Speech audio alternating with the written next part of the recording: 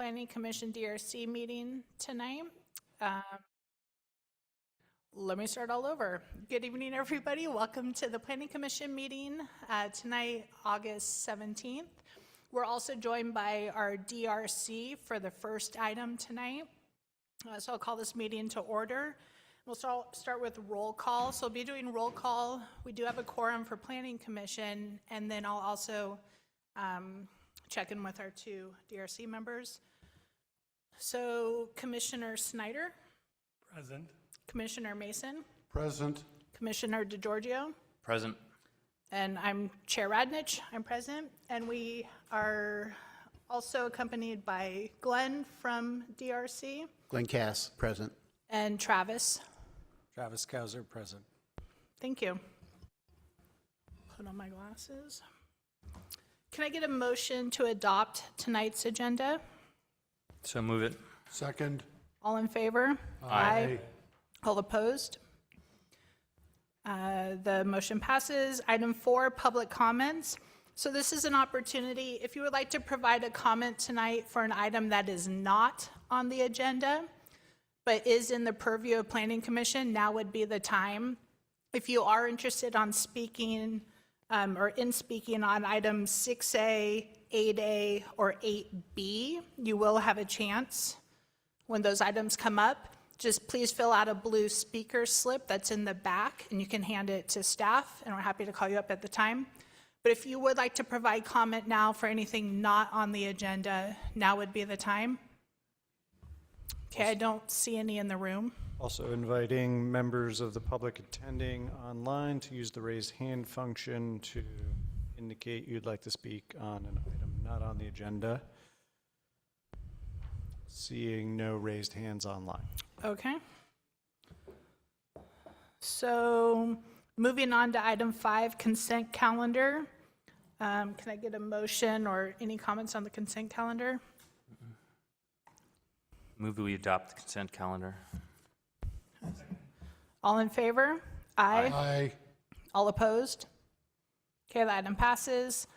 Item 6A, special presentation. This is for the pre-approved ADU prototype designs, and I'll look to staff for a presentation.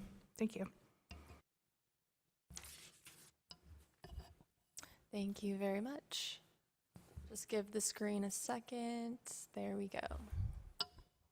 Good evening, Planning Commissioners and Design Review Commissioners. My name is Madison Church, and tonight I will be presenting item 6A, the pre-approved ADU prototype designs for the La Miranda PADU program.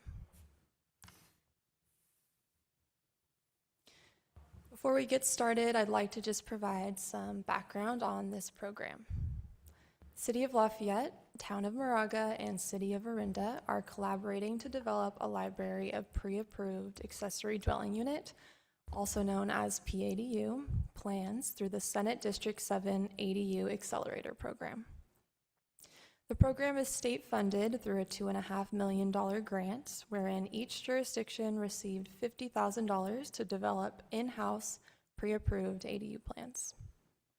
La Miranda has been working together with RRM Design Group to develop a shared library, which will be available to residents at no cost. The prototypes are intended to provide residents with cost-effective, functional, and adaptable ADU design while streamlining the future permitting process. Next, we're going to go over a timeline for this program, starting with May 1st, when La Miranda issued an RFP, or request for proposals, seeking a consultant to prepare permit-ready ADU plans. We received 8 total proposals, and RRM Design Group was selected to develop the plans. Once awarded the contract, RRM, with the collaboration of La Miranda staff, spent June and July developing the designs. On August 11th, Orinda Planning Commission provided feedback on the designs. Tonight, the Lafayette Planning Commission and Design Review Commission will provide feedback, and tomorrow, the Moraga Planning Commission will do the same. Simultaneously, a public survey has been released to provide feedback on the designs and will remain open until the end of August. After the PC meetings are completed, RRM will spend the next few weeks making updates and finalizing the prototype plan sets based on compiled commissioner feedback and public feedback. Staff will take the finalized designs to the City Council for adoption on September 14th. Council adoption is required prior to the September 30th deadline to remain adequate and to retain the grant funding.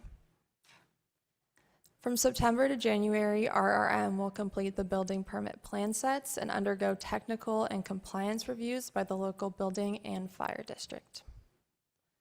The goal is to launch the complete pre-approved plan sets online by early March of 2027. On the screen above, we'll see an overview of the floor plan sets. There are 4 different floor plans, but each offered in 2 styles, Craftsman or Ranch and Mediterranean, for a total of 8 plan sets. I want to point out that the colors shown on the plans are illustrative of the 2 styles, and that final plan sets will provide homeowners the option to select colors that best fit their needs, such as to match their primary residence.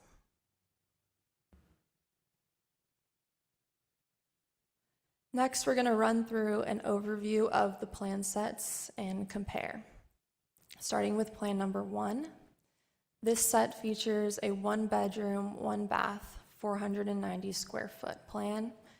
Key attributes include an optional interior wall to function as a 1-bedroom or open studio. Plan number 2 includes a 1-bedroom, 1-bath as well, starting at a 510 square foot base plan, with the option to expand up to 598 square feet by enclosing the front porch to turn it into livable space. Moving on to plan number 3, we'll see a 2-bedroom, 2-bathroom option coming in just under 750 square feet, which was intentionally kept under the threshold for triggering impact fees to provide a larger option that minimizes costs. Finally, plan 4, a 2-bedroom, 2-bath, just under 800 square feet. This is the largest option while staying under the threshold for state streamlined ADUs. Key attributes include separate living areas and hallway storage. All 4 of these plans include optional front porches, and plans 2, 3, and 4 include adaptable bathrooms. Tonight, staff recommends that the Commission review and provide feedback on the draft PADU designs with respect to architectural character, functionality, and flexibility, unmet expectations, and missing elements. Staff asked the Commissioners to consider the following questions. Do the Craftsman or Ranch and Mediterranean exterior styles adequately reflect and complement Lafayette's existing residential neighborhoods? Are there specific design elements that should be adjusted? Do the floor plans offer logical living spaces? Do the optional features provide the right level of flexibility? Are there any features that appear inconsistent with Lafayette's residential character or community expectations? And lastly, are there critical design elements, residential amenities, or functional layout considerations that are noticeably absent from these drafts? And lastly, for any of the members of the public that would want to provide input on our public survey, a QR code is provided above. That concludes the presentation, and I'm happy to answer any questions. Are there any questions for staff? Do we know when it goes to building inspection, if we take a design like the Ranch and we want to eliminate the stone veneer wainscot in the front, will they approve the process as the streamline, or is those type of changes going to kick you off the streamline process? An exterior element, like the one that you mentioned, is something that would require the planning department to sign off on review. However, as I mentioned during the presentation, there are some exterior elements that can be adjusted and are flexible for the homeowner. So the planning department wouldn't have any problem substituting some sort of material change for the ADU, considering it is still under the state streamlined threshold. Thank you. And I actually had a similar question for, just say, for example, the 2-bedroom. If you wanted to make it one larger bedroom and be a 1-bedroom, it sounds like maybe then you would be disqualified from using the pre-approved plans? I think any sort of adjustment like that would probably require a homeowner to work with an architect to redevelop the plan to fit their needs. But yes, that would kick it out of the pre-approved status, and the building department would have to review it for conformance with building code and no longer that pre-approved track. Okay, thanks. And then a follow-up, the porches that are listed, do you mind going back to the screen that had the 4? One forward, please. So the optional covered porch, or the optional porch, if you enclose it, do porches put you above potentially the 750? So plan number 3. So porches, you'd have to do option 3, for example, without a porch to stay below 750 for the impact fees. Impact fees are calculated based off of livable area. So this ADU would still come in under 750 square feet of livable area. Okay, The porch would not kick it out of that threshold. okay, perfect. I saw some other hands. Commissioner Mason? Follow up on Commissioner Radnich.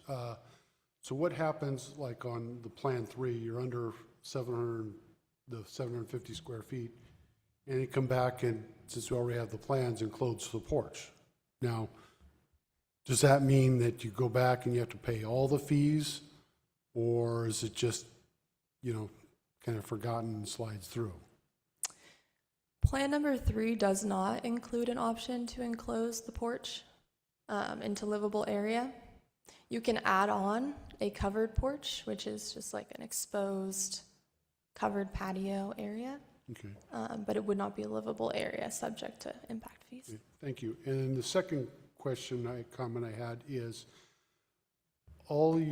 first of all, I like the units, but all the photos and plans show flat, which is not that much here. So are you going to develop pictures and drawings for slope sites, and at what point is the slope so much, or the step from grade up to the unit so much that it falls outside the streamline process?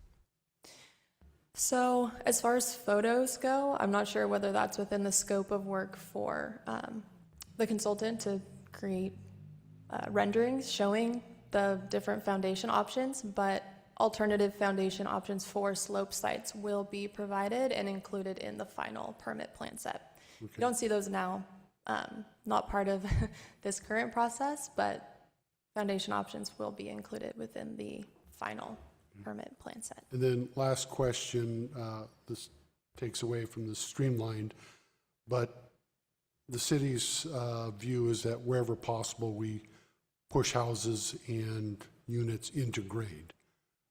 We have one tonight on that. So if you pushed it into grade and I essentially had a full basement, does that count towards the allowable square footage or not? I know this takes away from the streamlined, but if you're talking, hey, you have to be under 750 square feet and I've got a full basement, traditionally it's not counted as square footage, but I don't know how it applies to here. Are you saying that the prototype plans would include a plan for a basement? No, I'm not talking prototype, I'm just talking ADU in general, because we have there's strict square footage requirements, Right. Understood. But does this, if I push, like, for example, Plan 3 fully into, I've got a 3-to-1 sloping lot, I push it into, or 2-to-1s, push it in so that first level is a basement, similar to what we have on the house, Release Valley Road house here, where it's a full basement. Does that count towards the square footage for the state set-asides for the under 750 square feet? Or is that, again, like a lot of things where a basement doesn't count towards square footage? I can't remember off the top of my head where the state stands on that and what our ADU ordinance says on it. Okay, But I can look into it and follow up with you on it. thank you. That's it for me. Commissioner Snyder? Since one of the objectives here is to expedite the review and approval process and all, is there going to be a list of where there are options and choices which do not require specific review? Or is that left for the staff and all to take and answer that question? I'm sorry, can you restate? I don't understand the Okay. question. Since one of the objectives here is to take and have plans which take and do not require the full review process and all, is there going to be a list of what are the options, such as type of siding or paint color and all, which will not trigger review, and which ones will trigger review? I see. Because we're talking about a lot of things here. Can you put an extra wall in? It's clear that that is an option on Plan 1. But what happens if you want to take and go and move windows? I know Orinda or Moraga took and put that in as, and I agree with it, is probably one that should be flexible, since everyone does not want windows in exactly the same place, depending on the specific lot. So what triggers a review and what is considered a option which is within the scope of the redesigned plan? Thank you. I think that the goal is for the La Miranda jurisdictions to create the most amount of flexibility and options already baked into the plan set as we can. So this is why we're here. We're here for feedback. We're trying to get some information on options that residents would like to see, so that when we do create the plans, we can clearly call out these options. It will be very clear for residents when they download these plans what's an option and what's not. Does that answer the question? Mhm. And my other one, I don't know if this is the time to start discussing it. Not. Now it's just for clarifying questions. Yeah, thanks. Are there any other questions? No? Okay. Commissioner DeGiorgio? Hi. Plan 2 is labeled adaptable bathroom. Plan 2 is labeled adaptable bathroom. Why is it that plans 3 and 4 might not be labeled that way? Or are they? And what's the difference that some are adaptable and some aren't? Plans 2, 3, and 4 all have adaptable bathrooms. It was just a function of the presentation to not repetitively state it on the slide, but Okay, they are that's all fine. there. Okay.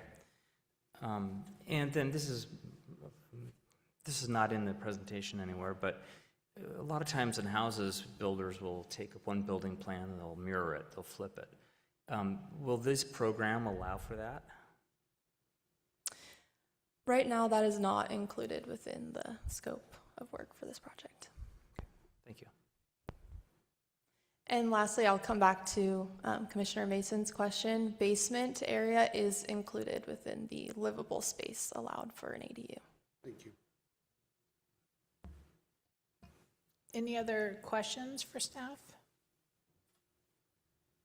No? Okay. Excuse me. We don't have an applicant to present, so thank you for your presentation, but we will open it up for public comment. So if anybody would like to provide their thoughts or input here tonight, now would be the time. So do we have any speaker slips? I am not seeing any speaker slips for persons in the hall wishing to speak on this item. For other items on the agenda, I do have speaker slips. We'll now turn online and look for any raised hands we do have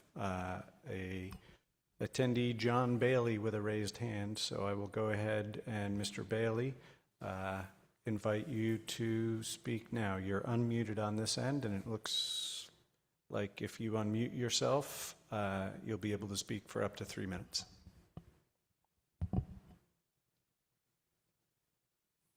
Hello, I think I made a mistake. I am the civil engineer representing the project applicant for the Release Valley Road project that you have in front. I didn't realize that I had raised my hand, so I relinquish my time back to the meeting. Reclaiming our time. Thank you, Mr. Bailey. We'll speak with you later if Yep. there's any questions or you're Yep. part of the presentation. Okay, thank you. Okay, so no public comment. I will just remind everybody who's listening or in the room, the survey is, I believe I saw it on the weekly roundup email. So if you subscribe to the city's emails, or if you go onto the city's website, I imagine, Madison, there's a link on Lafayette's website. Perfect. And the survey is active through the end of the month. So if you see anything tonight that you decide you want to comment on later, tonight is not your only opportunity. Okay, so we will close public comment, bring it back to the commission, and this will be an opportunity to kind of provide some thoughts and direction to staff. Commissioner DeGiorgio? I would like to follow up with one question for staff. In the staff report, it talks about the colors on, this is on page 3 under the analysis. It says that the color selections should match the property's primary residence. Is that a requirement, or people have flexibility to do a different color? Not a requirement, a recommendation, but yes, there is flexibility to Good, choose different colors. thank you. Okay, maybe we'll just go down the row, start with you, Glenn. Okay, I don't know where to start. First of all, I think the Ranch Craftsman and the Spanish or Mediterranean are nice designs.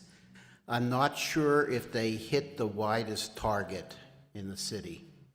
The widest target that I see in the city is stucco with trim.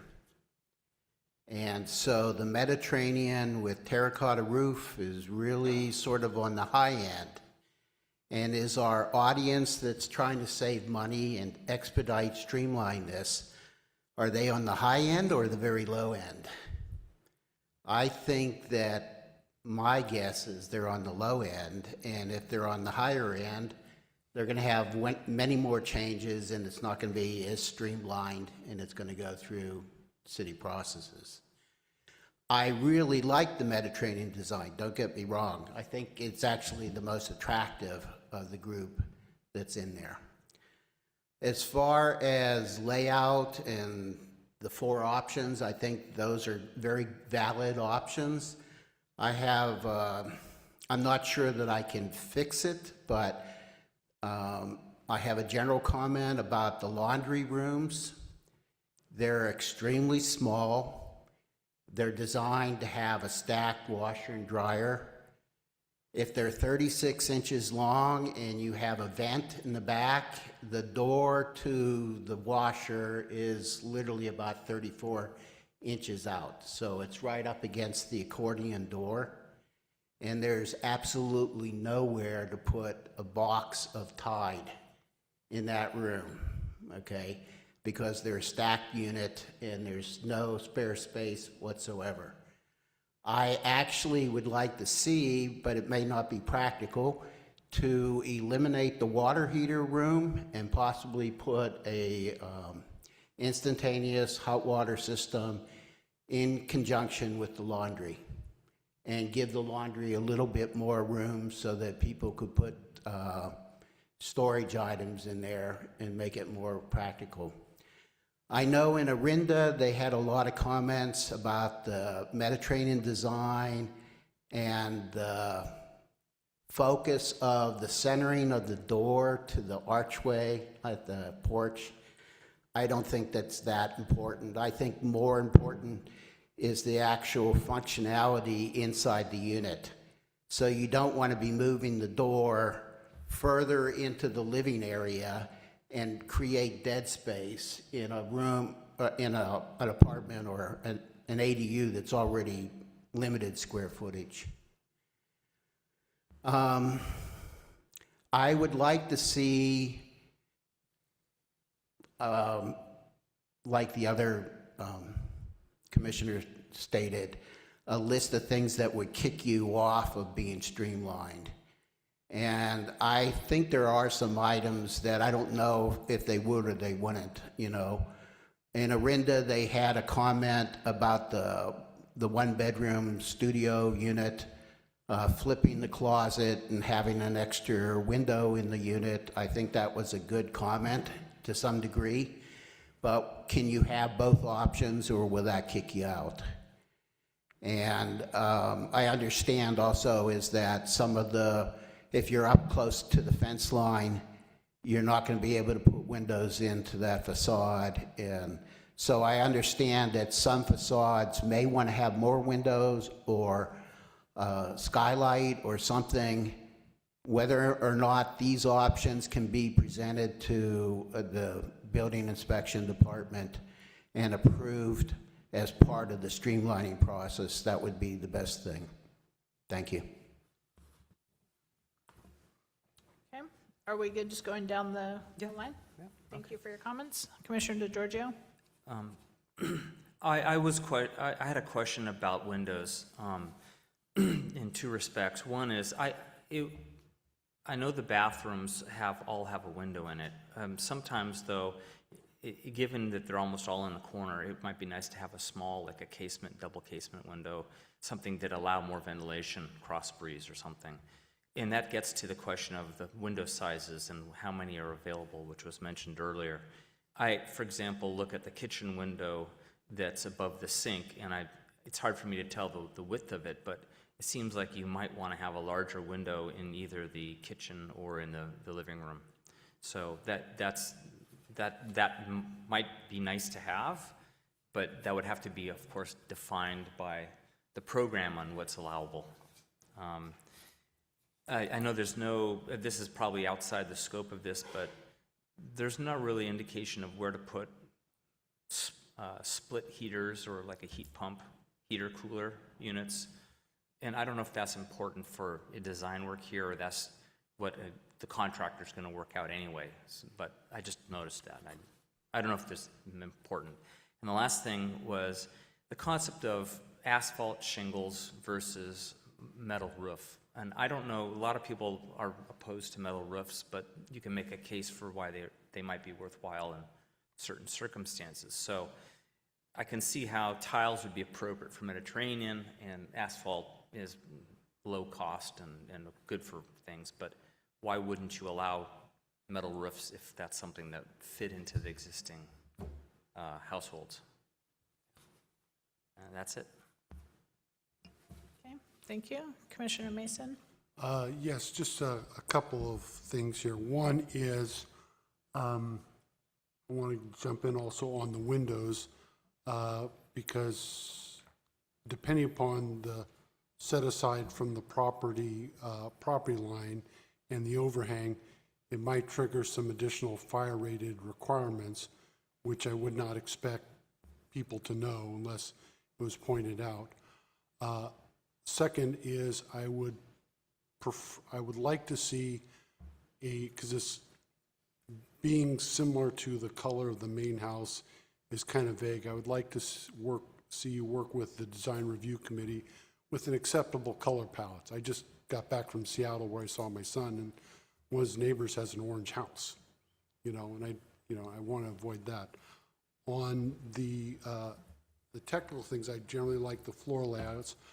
For the smallest 490 unit project, my experience has been most people would use that as an office. And I realize you have to have a dedicated sleeping area, but that doesn't necessarily mean you have to show the bed. So something that shows, hey, something that might be used more as an office, but still meets the requirements of the ADU.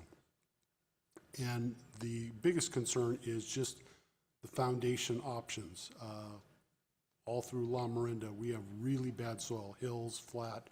I would not expect individual applicants to make the choice there.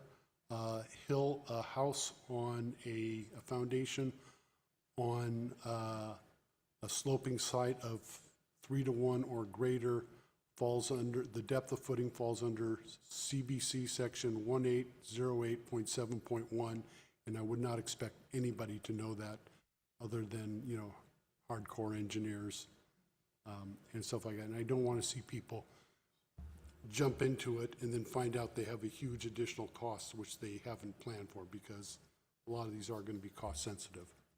Thank you. Thank you. Commissioner Snyder? My first concern in all ADUs is their compatibility with the structures on the property and also the neighbors and all. And as far as compatibility goes, the biggest issue I've seen on them has to do with roof pitch. They're not consistent with the existing house. They're quite a bit flatter. They're quite a bit more peak. They don't go with it. And they seem to take and imply you're stuck with one roof pitch. Would it be possible at all to take and allow as options a range of what roof pitches on all of these plans without facilitating, without going over the height requirement, and without triggering the formal review process? I think that's one thing I would like to see some discretion on. Back to windows, I think windows is crucial. There's several of the plans I looked at and I said, I can see, given the aspect ratio of the building, that in many cases, a bedroom window would be better placed 90 degrees around the corner. Can that be done? That type of movement. What is allowed again, what isn't allowed? Can you change the size of the windows? To what extent are they variable? A list of that would be very, very helpful. And then going back to another point, the thing that caught my eye was the water heater. With the movement, the tankless water heaters and all, are we forcing people to essentially have an outdoor accessible space for a water heater? And also back to the other one is I didn't see any space for, if you have any type of central air or want to go that option, a place to take and put it, other than maybe up in the attic, which becomes more costly. And for something like this, I don't think that practical. Okay. Any other comments? Thank you. Travis, I'm blanking on your last name, so Travis? Hauser. I would concur with much of what was said, Commissioner Cass and Schneider in particular. I think flipping the format creates a lot of ambiguity for folks that are applying, specifically the contractor, because it'll propose a lot of gray zone if you get into a position where, for instance, you have the, I'm sorry, I forget the terminology. You clearly are yes. And I don't think, to elaborate on Commissioner Cass's comment, people that are putting in ADUs, they're not looking to do more than add an office. And if they are, they're not going to put in a tile roof. So it's kind of silly, in my opinion, for us to be considering a tile roof on a 500 to 700 square foot ADU. So I'm not sure that that's, realistic. The color palette, I do feel, should match the house largely for the neighbor's benefit. I think if you see an ADU, if it clearly looks like it's a separate establishment or domicile, I don't know that the neighbor would love that. So it would be better off, I think, from a neighbor's perspective, to match the house so it looks like an office.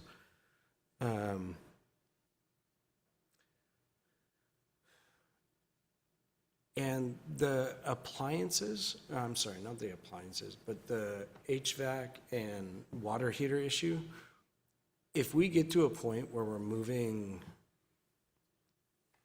water heaters or HVAC onto the roof, not water heaters, but HVAC, if you were to do what do they call it, if you were to move appliances onto the roof, that'd be really, really ugly. Yeah. And so I think it needs to be mandated that it stays within the structure of the house. And I don't know how we accommodate it, but I would like that to be addressed in some way, shape, or form. Okay, thank you. I'll just add a couple comments. Most of it's already been said, so I'll just kind of echo a few. I've lived in Lafayette 40 years, minus going off to college, and I went to Campo, so Moraga friends. I didn't know anybody that lived in a Mediterranean-style home. I think one could maybe count. So in addition to the cost, if we're trying to create, or we're spending a lot of time talking about color and the importance that the color fits in, I think the style should fit in. So I support the other commissioners' comments on maybe a different style for the second option. But in addition to cost, just because it doesn't really fit in. The roof pitch, I like that comment. I think that's an important comment to take into consideration. I personally like the idea of having the option to flip-flop the plan, because the layout of your yard, it might be awkward to have a portion. I'm just happen to be looking at Plan 2, where on the right side it kind of jets out a little bit. That might not fit with the layout of your yard. So I personally would like to see if that could be an option. Laundry, my kids and I lived in a duplex downtown. It was about 1,000 square feet. We did have the stackables and a tiny closet door. It worked fine. You were able to put it on top, but maybe if it does stay inside, maybe a shelf or something where people could have, just like to your point, laundry soap. I like the option of larger windows if someone so chooses. And in terms of colors, I think people paint their homes once in a while. Colors do change, but I do like the idea that it stays in the theme of the primary residence. Doesn't have to be the exact color, but in the theme would be nice. That's my thoughts. Are there any other additional thoughts anyone would like to add? I would take and also emphasize comment made before is the ability to flip the plan, I think, is crucial. You don't want your living room facing the fence and the length side. If that's the logical place on your lot to do it, I think you need the option to flip it over so the living room faces the yard. And I would take in, if I was looking at these and couldn't flip them and at a certain particular lot, I would take and say this that wouldn't fly at all. Yeah, thank you. Travis, did you want to say something additional? Yeah, I would just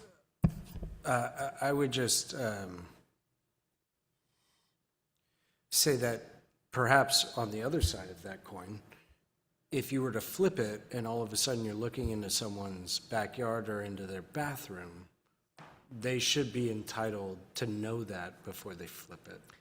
Yeah, I think, So- yeah, I agree. And I think what we're trying to do here is keep in mind that this is just one path for people to pursue for an ADU, right? So there isn't going to be a complete checklist plan set that matches every single person's need. And I would expect, to your point, that if a conflict comes up and the applicant is working with staff, that staff could guide them towards maybe a slightly better option, right? If they're intruding on someone's privacy or something like that, in terms of maybe the flip-flopping example. But I do appreciate all of the effort that the architect and staff have put into this. And I think, again, encourage people to do the survey online and chime in. Everyone here, do the survey and tell all of your friends, because this is just, 6, 7 people giving our opinions, and this is going to affect everybody in Lafayette. Commissioner Mason? Yeah, I mentioned this, asked Greg about this about a month ago, but I just wanted to make sure everybody's on the same page, is City of San Jose is considering the option of condominiumize ADUs. And I'm assuming that there's nothing in here that leads in that direction, because what we're saying now, if it's an ADU, may be something different if the ultimate goal 10 years down the road is to condominiumize those units. Is that assumption correct?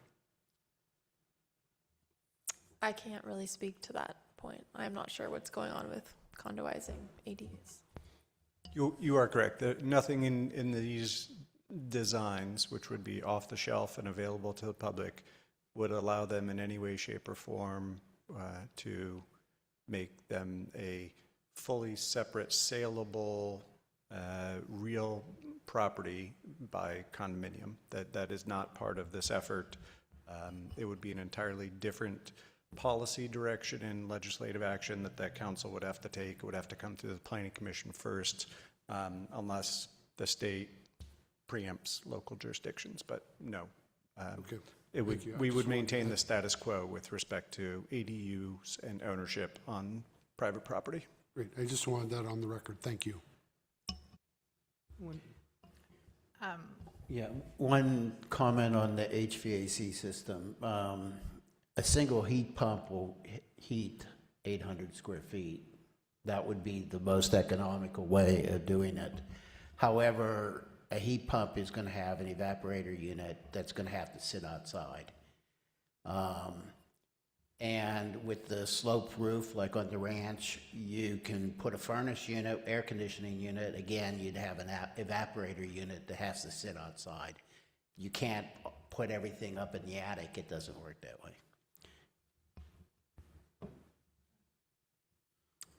I just wanted to end but my last comment saying I really support the concept of the program being a streamlined way that people can easily get ADUs built quicker than going through a review process. And so I just want to say that I understand all of my comments on what about this and that are just keeping that in mind, yeah. Okay. Thank you. Madison, does that capture what you need? Yes, thank you all very much for your feedback. Okay. Thank you. And what time is it? 7:45. We're dismissing the DRC members. Thank you. Thank you both very much for coming. We'll just give a minute here to transition. See ya.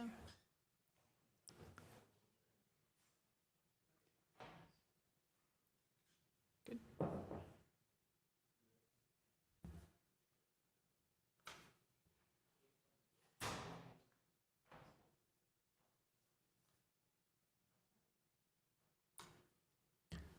Okay, so that was item 6A. We're moving to item 7, continue public hearings. There's none. So we're moving to item 8A. So this is new public hearings, 8A, L04-26. And I will turn it over to staff for a presentation. Thank you, Chair and Planning Commissioners. I'm Craig Tambernini, Senior Planner. I'll be presenting this item to you tonight. This is a request for a land use permit to operate a community assembly and education facility at an existing office building at 3435 Mount Diablo Boulevard. The particular applicant's school name in this case is Tilden Preparatory School. So this project site's located in the downtown, east of the downtown core in the East End Commercial Zoning District, and also within the Plaza District area of the downtown specific plan. And the site zoned C1 General Commercial. As mentioned, the site's currently developed with a 3-story office building. It's a little triangular property, kind of here in green. It's a little hard to see on the slide, but it's a very narrow, uniquely shaped property. Again, the building was built in 1964. It is 3 stories. There's 2 floors facing Mount Diablo Boulevard, and then a lower understory 3rd floor that faces onto Golden Gate Way. Currently, the site consists of office and personal service uses. It's gone through a number of uses over its history, but it was built as an office building and it's predominantly been an office building for most of its life. The land use designation for this area is intended to serve community and regional needs, including civic-oriented uses such as a school or the library located where this site as well is in the same zoning district. So the Tilden Preparatory School proposes to occupy almost the entire building, excluding a small 930 square foot space that's on the Golden Gate Way frontage that houses an existing salon use. The school would operate in they'd serve middle school and high school students and operate on a one-to-one tutorial type of a model, where individual students come in with an individualized lesson plan. They don't have a classroom assembly. It's more one-to-one teacher-student ratio. Tilden operates campuses successfully for a number of years now in Walnut Creek and in Albany. Their goal is to operate, their primary operating hours are 9 a.m. to 6 p.m. Students come throughout the day. The peak number of students they anticipate at this facility would be 15. With the goal of increasing that up to 20 students during peak hours. So that'd be 20 students, 20 teachers, plus some administrative staff. So just to give a little more context about the surrounding, this slide just shows you whether there's a nearby city parking lot that has historically been used to provide some parking for the site, though it's not connected to the site in any way. It's city parking. The library and learning center where we're at is located to the west. Other uses around the site are quite varied. You have a senior living center and some auto-oriented shops across the street, as well as commercial and office uses across Mount Diablo Boulevard, across Golden Gate Way. There's a lot of office contractor type uses. So it's quite an eclectic mixed neighborhood. And again, the intent is to provide area for people to have businesses that do serve either the local community or the larger regional area. As mentioned, the project would occupy almost the entire building. The main level is basically the 2nd story level, which is on Mount Diablo Boulevard. That's where most of the student teaching would occur. Upstairs would be administrative offices, and the lower level, they would reserve most of that area for bicycle storage or scooter storage for the students. And then real briefly, with respect to pickup and drop-off, since the site doesn't have a dedicated parking lot other than an existing 3-space parking lot, the use would operate where students that are driven to the site would be most likely dropped off along the curb on Golden Gate Way. That's the expectation. That's the assumption. Their other facilities in Albany and Walnut Creek are similarly situated, where they don't have a lot of. They're in a core downtown, and so they've been operating that way successfully at their other locations. And Golden Gate Way does provide kind of an off-the-beaten, busy path location for that to occur. We have the library here and other spots where children and students could be dropped off, those who don't actually take a scooter or bicycle to the school. So in terms of conformance with the zoning code, the site is previously developed, so it does substantially conform with the C1 development standards. In some areas, there's existing nonconformities, but there's no building changes proposed, so there's no changes required as a result of this request for a use permit. We are presenting to you tonight a resolution that includes a couple of actions. One is to revoke some existing use permits that exist on the property. There was a medical dental laboratory that existed many, many years ago. It established in 1984. It's no longer been operating at the facility. It's been gone for many years now, if not decades. And then Mathnasium operated a tutorial center here at this location in part of the building, not the entire building as this is proposing, just in part of the building. They had 10 students that they served at this facility on a similar one-to-one tutorial type of basis. They have since moved to the core downtown several years ago, but this site had a similar activity there that functioned without any known issues or complaints. The parking demand is one area that we had to look at to see whether or not this use would trigger a parking demand increase. Based on our current parking ordinance, since they do not have a seating assembly area for a classroom, they fall under the 3.3 per thousand parking ratio, which is the same parking ratio that would apply to the existing office personal service building use. So there's no net increase in parking. Therefore, they would qualify as a use that doesn't trigger any additional parking. And the applicant I know is here and can elaborate if you have questions on how that is managed. But from a code standpoint, they qualify for they're compliant with parking as well in our estimation. We have recommended some conditions of approval in order to make sure that the use kind of operates within a framework that we feel will continue to be compatible with the surrounding and with the building, and that would be to require that they continue to operate with this one-to-one tutorial model, since that has a lower impact on the site and regulates the flow of students to and from the site. They have asked for up to 20 students. We've agreed that that would be an acceptable maximum. The hours of operation, prime hours are 9 to 6, Monday through Friday. That is consistent with other downtown uses, so it's consistent with peak uses in the downtown. We feel that that's acceptable and consistent with the existing office use of the site. One of the things the operator has done at other locations, and we've asked them to do here, is provide some instructions and written guidance to parents about pickup and drop-off routines, so that that's something that they make parents aware of, that, hey, be cognizant of how you bring your students to the site, and then if there are some issues, that's something that can be modified and adjusted as needed if there are some conflicts that are occurring, that we can do a course correction if necessary, and that can be handled at staff level if it's manageable. Then the bicycle parking storage, there's a demand for bike parking based on our code, and when a new use comes in, we do look for an upgrade if necessary. They have ample on-site storage in the ground floor space, but we are asking them to include a 1-2 bike rack facility out in front of the site. That's fairly standard under current bicycle parking requirements. And last but not least, they want to keep the existing ground floor tenant or allow this lawn tenant to remain. So we've provided for that tenant to remain in this action.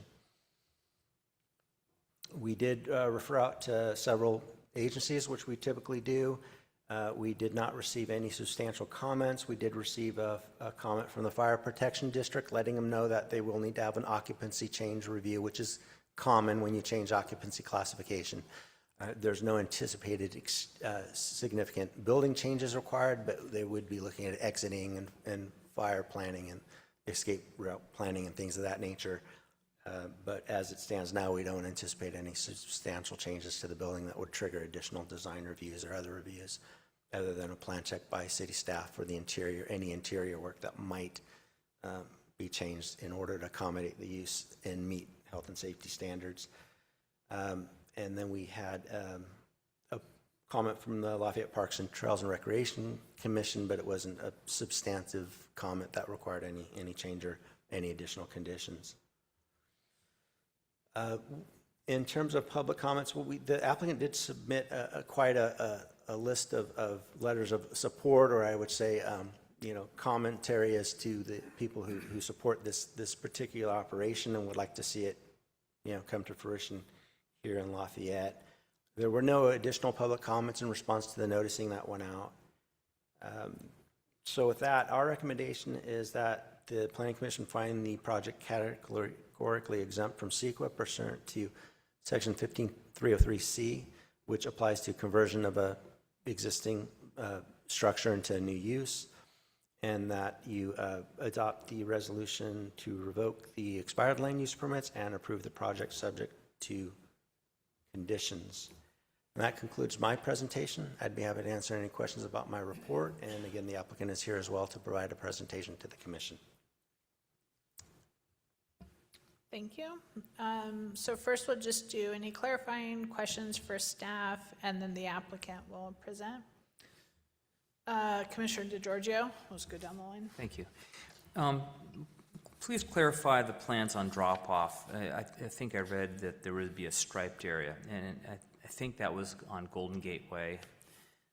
So that's, I'm interested in understanding why people would be dropping off at Golden Gate Way rather than on Mount Diablo Boulevard. Well, they likely will drop off in both locations. It's just that staff's opinion was that Golden Gate Way is less heavily trafficked, so encouraging them maybe to go that way would be preferred. But the applicant did indicate they expect that drop-offs would be at the curb, either on Mount Diablo or Golden Gate Way. Okay. There is no designated drop-off location, so it would be along the curb. Okay. Then the previous tenant that had was required to have parking, was that at the gazebo lot, or was that the city lot, or was that across the street? It was at the city lot. They leased spaces there. At that time, we had a different parking standard, and staff just did a calculation, and this site was already parking there, so they just made it a requirement that they'd continue to park. And could anybody park there now if it's metered parking, isn't it? Yes, that's correct. Anyone could park there now. All right, thank you. Commissioner Mason? To follow up on Commissioner DeGiorgio's comment, question revolves around where the nearest handicap drop-off would be, because I believe it's parking on Golden Gate Way would be a little bit steep to make it up to the upper floor. So where would somebody like wheelchair-bound be dropped off? That's not something that I received any comment back from the county building, and I did not have that conversation with the applicant. My assumption was that this might come up during their plan check, and they'd have to provide it on site. So I anticipate that 3 parking space area that they have on the site, on the east side of the building, they might have to convert a space to ADA. That's just based on my experience in the past with other projects, that they may have to convert one of those two spaces into one single ADA space. Or they could do it on the street if there's suitable area on Mount Diablo Boulevard. So those spaces you're referring to are on the downhill side? It is on the east side of the East side. building. Okay, thank you. Yes. So I'm not sure if that hasn't been studied, so I don't know if that is feasible. And they may be looking at something on Mount Diablo Boulevard as an option, but I don't have clear. It will be dealt with, in other words. It will be dealt with. Yes. Thank you. Okay, Commissioner Snyder, did you have any questions? Just one, maximum capacity is essentially for the operation here. Would that be 44 individuals, 20 instructors, 20 students, and 4 staff? That would be peak operation capacity, yes, yes. That's the expectation. That's what we're asking them to agree to. That's what they'd be agreeing to. So when you did all the issues on parking and drop-off and all, did it reflect that? So the parking ratio is based on some building square footage. So it's not based on, like with the existing office buildings, it's the same, office space uses, it's the same. The actual occupancy of the building, I don't have, but I can fairly be certain that it exceeds 50 at this point in time. So we just go by what the code standard is, which is the 3.3 per 1,000 square feet of gross building area. And that's the, would be the application for a new building. They'd have to provide that. But it isn't based on actual how many people are actually in the building. That can fluctuate with building. So when you said that there's no additional parking requirements, there's 3 spaces there, So implicit is 41 people are either going to have to be dropped off or use parking elsewhere, correct? Correct. Did you do any analysis on the capacity of parking in the area? I know No. there's a city lot. Not with respect to this project. I know that the city is doing their own parking study to look at downtown parking in general, but that wasn't part of this analysis. It wasn't required to be. It wasn't something that was triggered as a requirement for this project to move forward. They were just held to the current. Typically, with any business, we're going to apply the parking standards in our zoning code, and don't typically look at a case by case basis unless there's something unusual about the use that would be considered necessary to do that.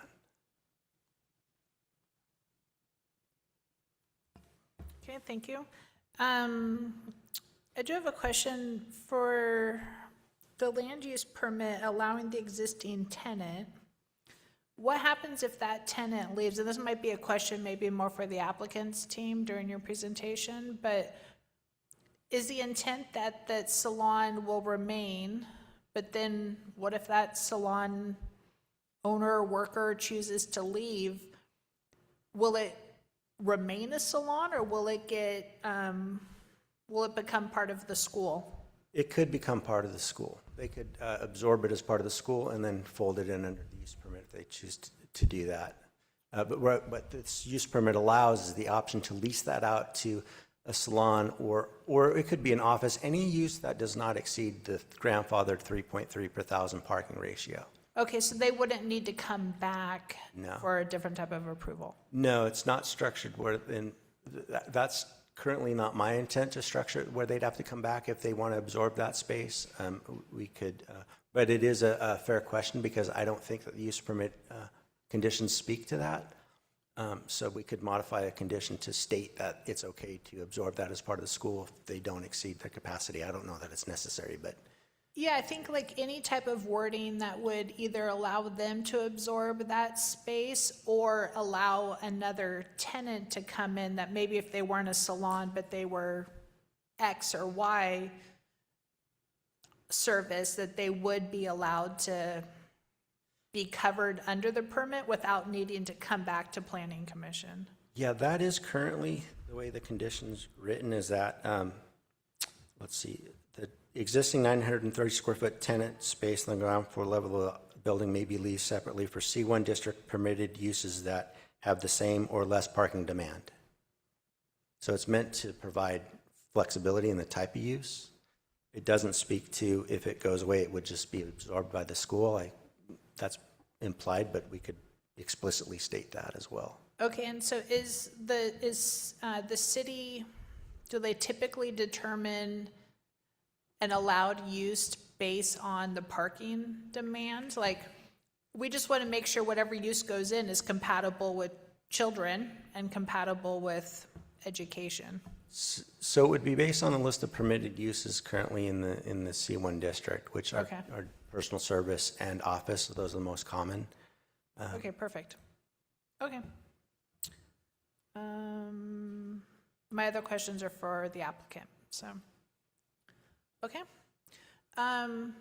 Thank you for the presentation, and we'll now open it up to the applicant team. You have 10 minutes for a presentation.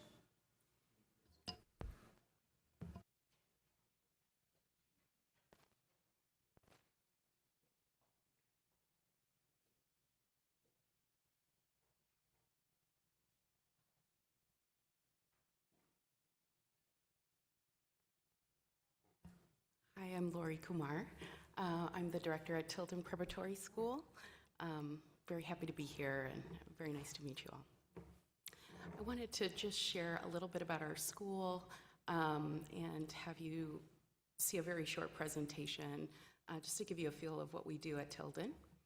So I'll go ahead and play this.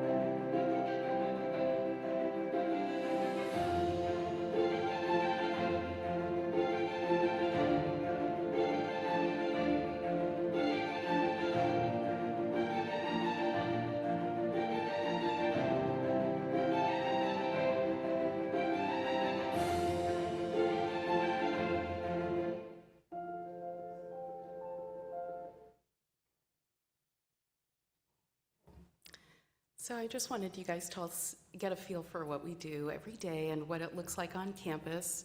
I have been with Tilden for over 15 years. I've been at the Albany location since 2011 and the Walnut Creek location when it opened in 2012. So I'm happy to answer any questions you have. But I just wanted to describe that we have students in middle school and high school. Our middle school cohort is really, really small, about 10, maybe 15 kids. So we're talking mostly high school students. I did an audit today before coming here just to get a feel for how many students we have for our Walnut Creek location. And we have 41 full-time students and 29 part-time students who are going to start with us this year. 25 of those students are fully remote, so they are either in the area, not coming to campus, or they're outside of the state, maybe even in another country. That's very common. We have students who, of course, do come to campus, and students who are also hybrid, so they might come to campus for, let's say, a Monday, Wednesday, Friday, and are remote Tuesday, Thursday. And I wanted to talk about that because I know parking is on all of our minds. And a day in the life at Tilden it's very staggered. You're not going to have, you know, the 8 o'clock drop off or the 2 o'clock pickup. So when you were answering the questions for the commissioner, Craig, I was thinking about the staff members who will be on campus, the 18 staff members, and about 50% of those people currently use public transportation, and my understanding is they're going to continue to do that. In Walnut Creek, we are about a mile away from the BART station, and I think that's the same distance here in Lafayette. I haven't heard from parents about changes. I think one thing to note about the Walnut Creek location is we're right on North Broadway, which, if you're familiar, is that main street. And so we have directed families to drop off on Lincoln Avenue, which is a side street. And I am on campus all the time and hardly really see a parking issue. I think the other thing I wanted to illustrate while talking with you guys is that we're such a small school. The full-time students are different from our part-timers. So full-time students are usually arrive between 9:10 and leave. Some of them leave before lunch. Some will stay an hour or two after lunch. But that's one category of students. And then we have our part-time students who come, there's 29 of those right now who come after school. So they have a school of record, they leave their campus whenever school is over, and then they come to our campus afterwards. So those kids are usually arriving around 2:45, 3:45, and will stay until 6. My experience, now that we have the remote learning option for those kiddos, they are usually not coming to campus very often. So those are a lot of the kids who are remote. That's all I have to share, and happy to answer any questions. Okay, are there any questions for the applicant? Commissioner DeGiorgio? Hi, thank you for the presentation. And I appreciate that you've planned a bike storage in there. When I'm looking at, and that goes to the ingress on students, people with bicycles would have to go through, I think, 2 or 3 doors, you know, and one of them is labeled two-way swing, but is that will that be difficult for students to push through several doors to get to the storage location? No, I've been on the property a couple times. I don't think it will be. Okay. Any other questions? Okay, thank you for your presentation. We will take public comment, and then you'll have 5 minutes to respond to any public comment. One question. Yeah, so the earlier questions about ADU, actually, when I first looked at the plans, I was considering that there was no elevator that I saw in the building. Is that the case, or is there an elevator? There's no elevator for the building, and The level, I think it's the second level that we're looking at for instruction, is ADA compatible. Oh, it is, okay. Thank you. Yeah. Okay, thank you.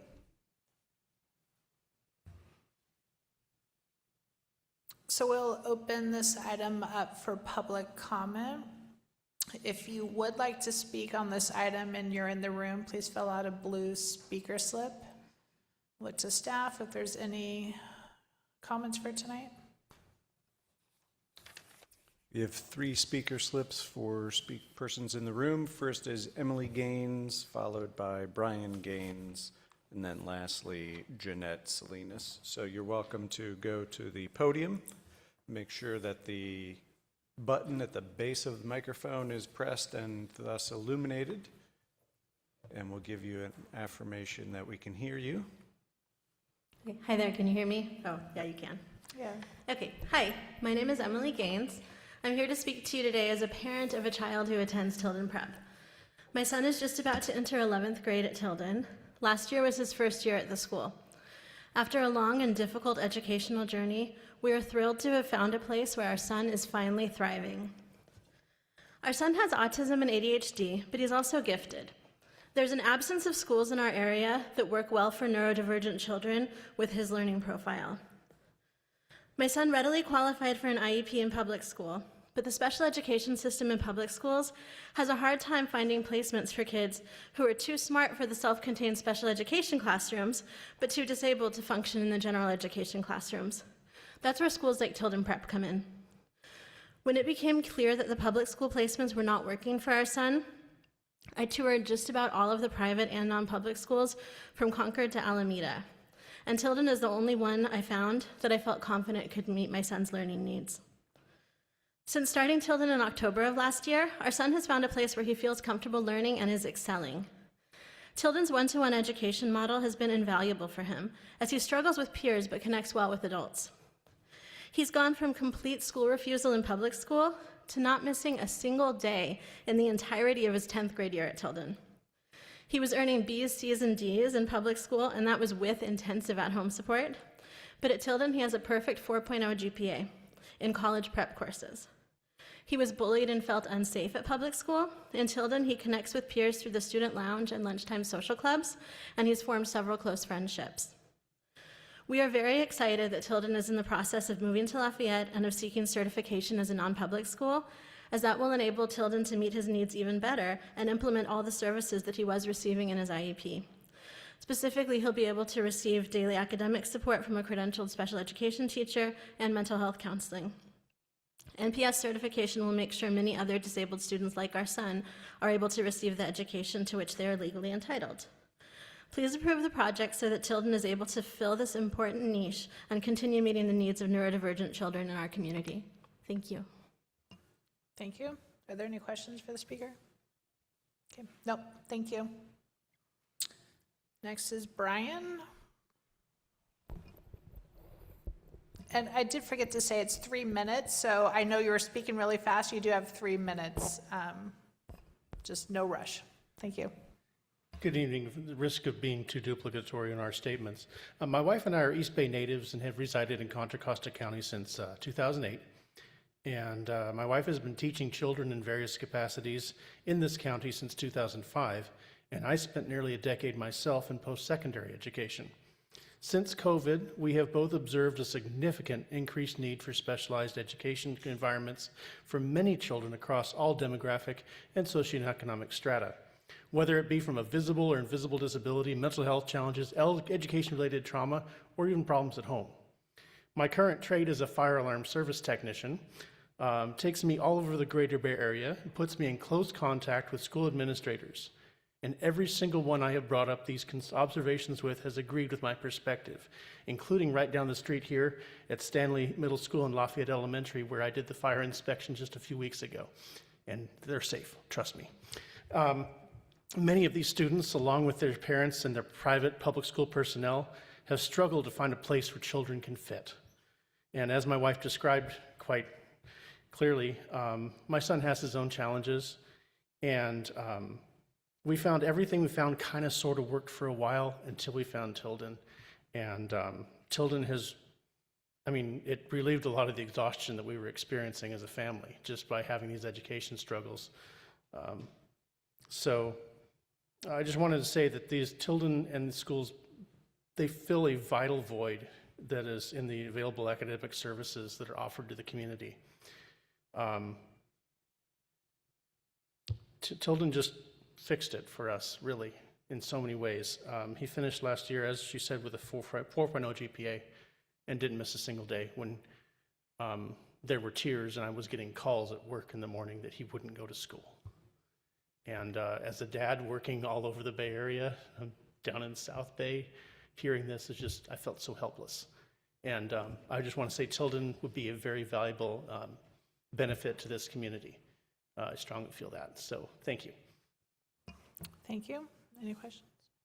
Okay, thank you. And Jeanette?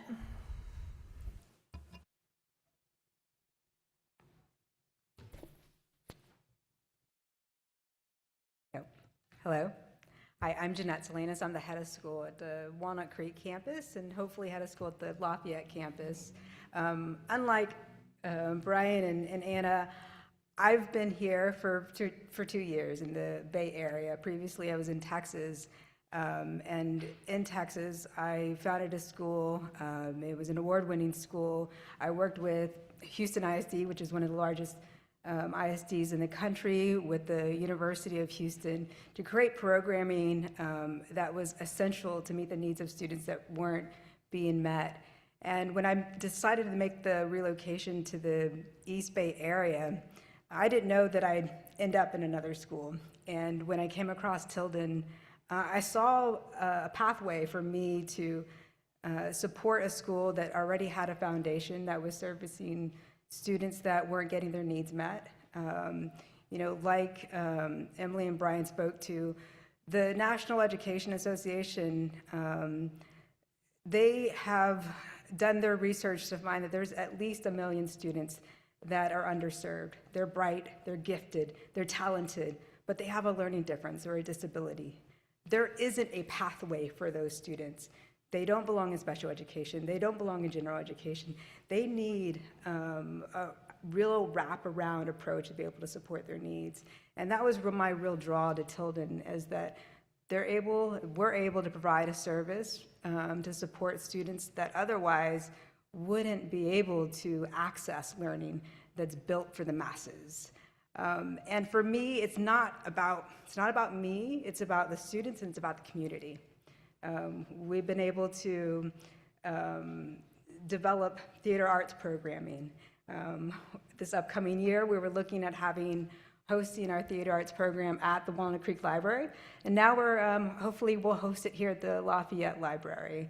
So it's not just about the school itself, but it's also about the school being a part of the community. I'm a part of the La Miranda PFLAG. I was here for the Hello Lafayette gathering a couple weeks ago, and so it's really about bringing in the community into the space and also giving students the access point to be a part of a community, where in so many other instances, they haven't felt like they belonged. So look forward to being a part of the community in the future. Thank you. Are there any public comments online for this item? We have no additional speaker slips for persons in the room. There is one hand raised. Karen Hobbs, for this item. You are invited to speak for up to 3 minutes if you unmute yourself. Yeah, hi, I'm the applicant and one of the founders of the school. And I just want to underline that we really hope that this is going to be our new home for our school, because we have very many students who come from Lafayette, Orinda, Moraga, who've actually requested us to be, closer to where they are. But also, it's such a wonderful community, and we really see our school thriving in the community. And just to underscore that parking and drop-off has not been a problem in either of our other locations. And the students don't drive, and a lot of the teachers do come by public transit, so I don't think that'll be a problem. And the gatherings you saw in the video, those are mostly the kids who are around at lunchtime. We often have, Pi Day or Multicultural Day or some kind of activity because they need a little bit of socialization time too. And then we have offsite gatherings, like our graduation is at the Veterans Hall and has been since the second year, since 2007. We opened in 2006. And then we've expanded since then to to have the two locations. And actually, there's another one in Sausalito, and they haven't had problems either. So I just want to say that I think we'd be a friendly presence in your lovely community. And thank you for considering us. Thank you. Any other speakers? No other speakers online or in the room. Okay. So now is typically when we'd bring it back to the applicant if there's anything you wanted to add or disagree with the public comment.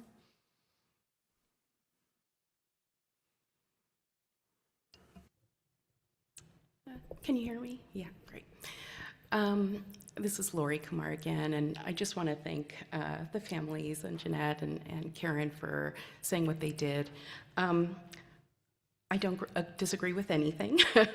I wanted to just highlight, on a personal level, what Tilden has meant to me as an educator, and I've been with Tilden nearly the 20 years that we've been open, and just incredibly proud of the community that we've built and the partnerships we're making, and as Jeanette highlighted, really becoming part of the community. We're certainly part of the community at Albany, Walnut Creek, and very excited about Lafayette.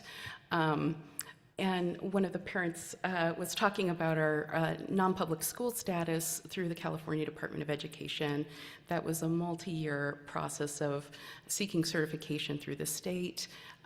For those of you who don't know what that is, it basically acknowledges the quality of education we provide, that we provide an education that's just as good or even better than what districts are able to offer this niche group of students. And currently I have about 13 district contracts of districts all over the Bay Area who are sending students to us at the Albany campus. And that includes Lafayette and Akalani. So I just wanted to highlight that that's also part of why we want to be in this community, and look forward to being able to expand that as well. Yeah, thank you so much. Thank you. So we'll close public comment, bring it to the commission. Any initial thoughts? Commissioner Mason? Yes, first of all, welcome. You have my full and unconditional support. I am a big believer in education. I believe it's the great social equalizer, and I acknowledge and I believe that different people learn differently, and the more options we present to give them a way to learn that fits them the best, the better they are. And like I said, good luck to you. Thank you. Commissioner DeGiorgio? I agree. I'm happy about this moving to Lafayette. I think it's a great resource. When I was prepping for this, I did go back and look at the downtown specific plan, and the Plaza District designation acknowledges that there are inherent parking issues associated with this area. And I'm comfortable with the way the staff has described the parking situation, and that it will work. Commissioner Snyder? I'm very much in favor of this type of activity in town. I think we need it. One note I would say is we need to keep and make sure on the intermodal study and all, to keep this type of activity in mind in the type of transportation they need for this type of facility when they take and consider options. Okay. I'll say I appreciate the presentation. I appreciate the project. a lot of people come to Lafayette for the schools, and there's different types of schools. As you were presenting, I was thinking, wow, I wish this came to us 6 years ago. I know someone who's in their senior year personally who could have benefited from a school like Tilden Prep. So I think it's great. I do want to make sure that I know the time frame listed in the staff report was typical school operations from 9 a.m. to 6 p.m. I do want to make sure that there's nothing limiting if there were the random evening. I know there's not a PTA, right? But like a PTA meeting or a school open house or back to school night. Likewise, if there was something in the morning for some reason that happened to be one-offs right before 9 a.m., I just want to make sure it's not too limiting in what we're approving. So that's a very good point, and that's one of those things that's often hard to capture. But we do have a general. The zoning code allows us to consider subordinate and ancillary types of activities. In this case, I wanted to bring that to the forefront, so I put it in the condition 1 that subordinate uses are allowed. So it just says subordinate use, incidental and accessory activities shall be subordinate to the principal use. Now, it's kind of vague language, but the idea of putting that in there is to make it understood that staff can allow discretion to be flexible for exactly the types of things you're talking about, Chair Radnich. So, it could be more explicit, but the idea that I think that captures it, and it's consistent with our policy practice too. Yeah, as long as the condition captures it, and I'm looking at it right now, if that's the intent under subordinate use, that's fine. That's the intent. Okay, thank you. Any other thoughts or emotion? Not emotion, I meant a motion. I'd be happy to make a motion. I move that we adopt PC Resolution 2026-07, approving the project subject to conditions. Second. All in favor? Aye.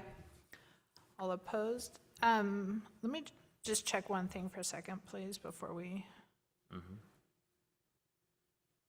We didn't need to add anything about being exempt from CEQA, right? It's not in the recommendation, so we're good.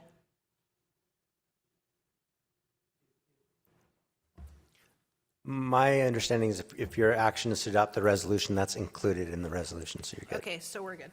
Okay, thank you. So we're done with this item. It is 8:30. I'm going to request just a 5-minute break. So if you're online or if you're in the room, the clock says 8:30. We're going to come back at 8:35. That's great. Thank you.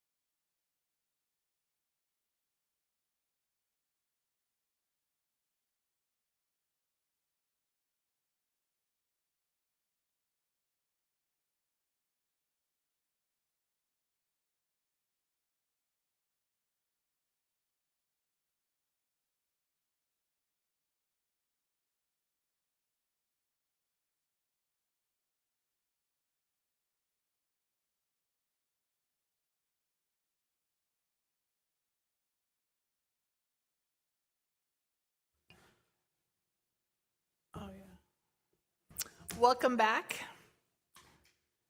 It's 8:37, and we're going to resume with the Planning Commission meeting. We are on item 8B. I will just turn it over to staff. It's HDP 04-26 and a few others.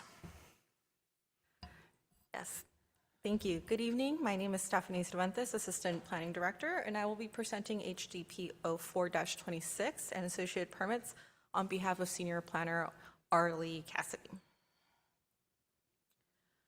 right, the project site is unaddressed, but we're going to be calling it 1716 Release Valley Road. The site is 1.17 acres, and it is zoned R40. It is also within the Hillside Overlay District. The project site is on the east side of Release Valley Road near Tunyon Road. So the project proposes a new two-story home on a vacant lot, and it does include a new driveway and other associated improvements for the proposed home. To distinguish between there's two sites associated with the project. I'm going to be calling them 1718 and 1716. 1718 is the northern lot, 1716 is the southern lot.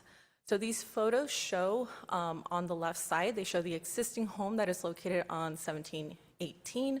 You can see the carport with the home behind it.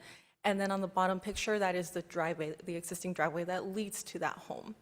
On the right side of the screen, you can see the clearing where the proposed home on 1716 is proposed, as well as another portion of the site where you can see the steep hill going towards the rear of the property.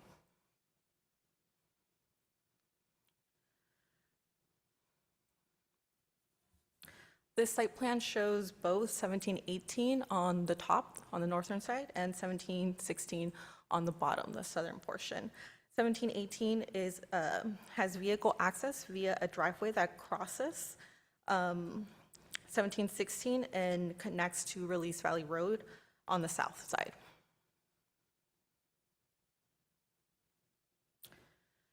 This plan shows the existing slope on the site, which is sloped upwards towards the rear of the lot. As shown on the plan, much of the site exceeds 30% slope.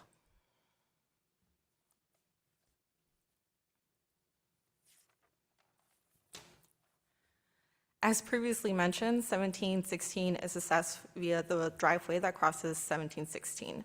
The applicant has explored access to 1716 from that existing driveway, but found that it would require widening and that it would require more grading than the proposed driveway access, which will be described in more detail.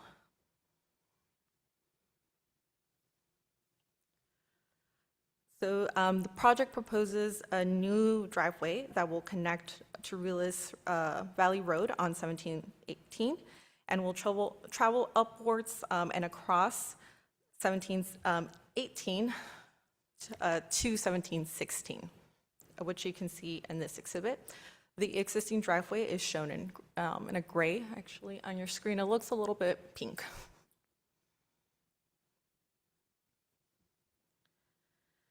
The existing home on 1718 has a two-car carport that provides the required parking for that home. That carport currently straddles the property line and is partially within 1716.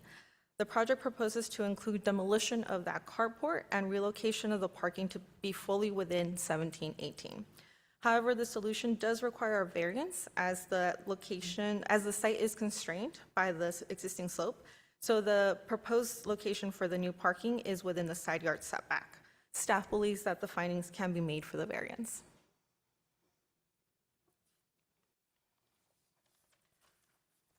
This site plan, again, shows the access to 1718 that will remain as is from the existing driveway from the south. And it does also show the new driveway that is proposed to cross 1718 to 1716 from the north. This site plan also shows the building footprint as well as the other improvements associated with the new home.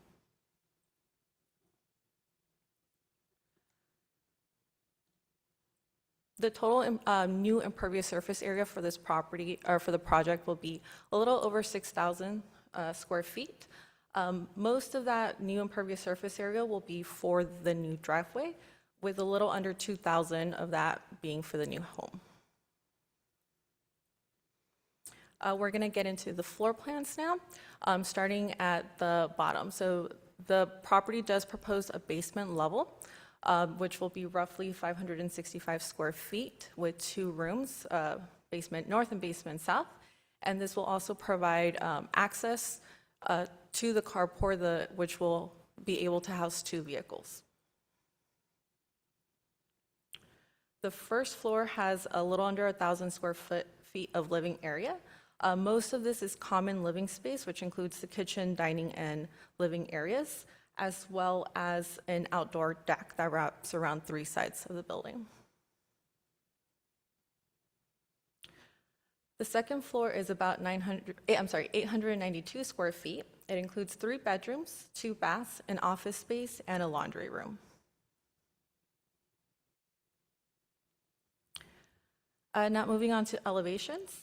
The east side of the property, the east elevation, will be essentially the main entrance. It has a 2-story presentation, and you can see the main entrance to the residence in the middle of the bottom level.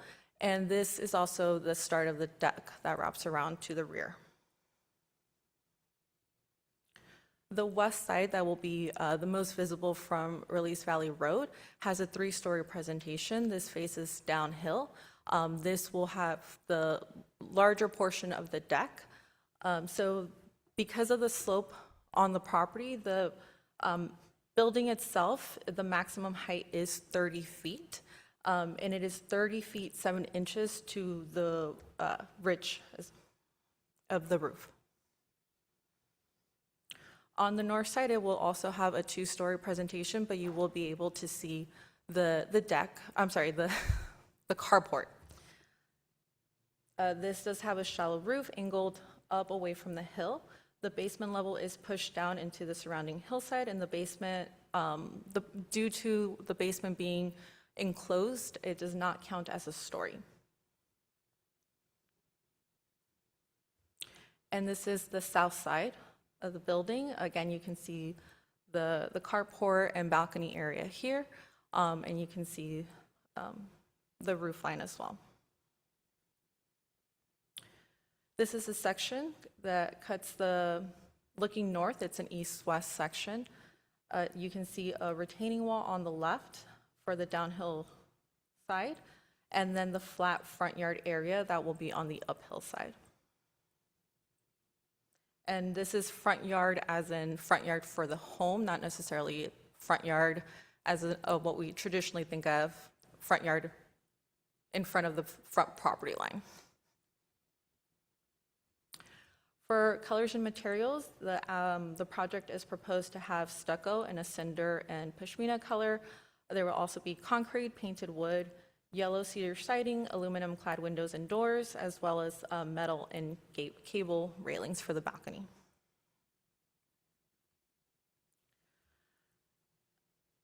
There will be grading for this project, as you can imagine, with the slope for the building and for the auto court, as well as for the new driveway, and some additional grading on 1718 to relocate the parking area as well. The total grading for the project will be 1,414 cubic yards. About a third of that is grading for the home under the footprint.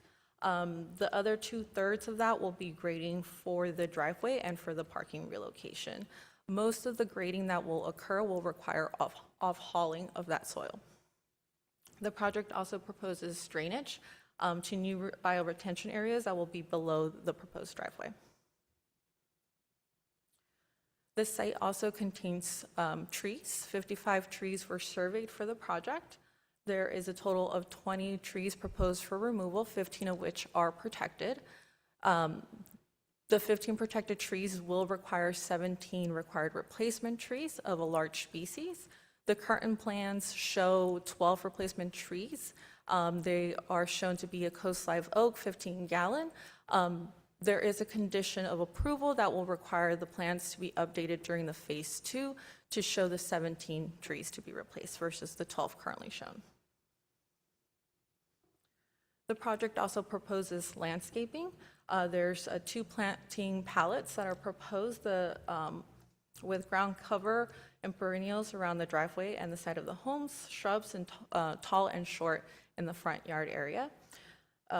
All the plants are of native and low water usage, and the impervious surface area and crushed rock surfaces are of the same color. This is a rendering looking from the northwest, looking southward onto the building.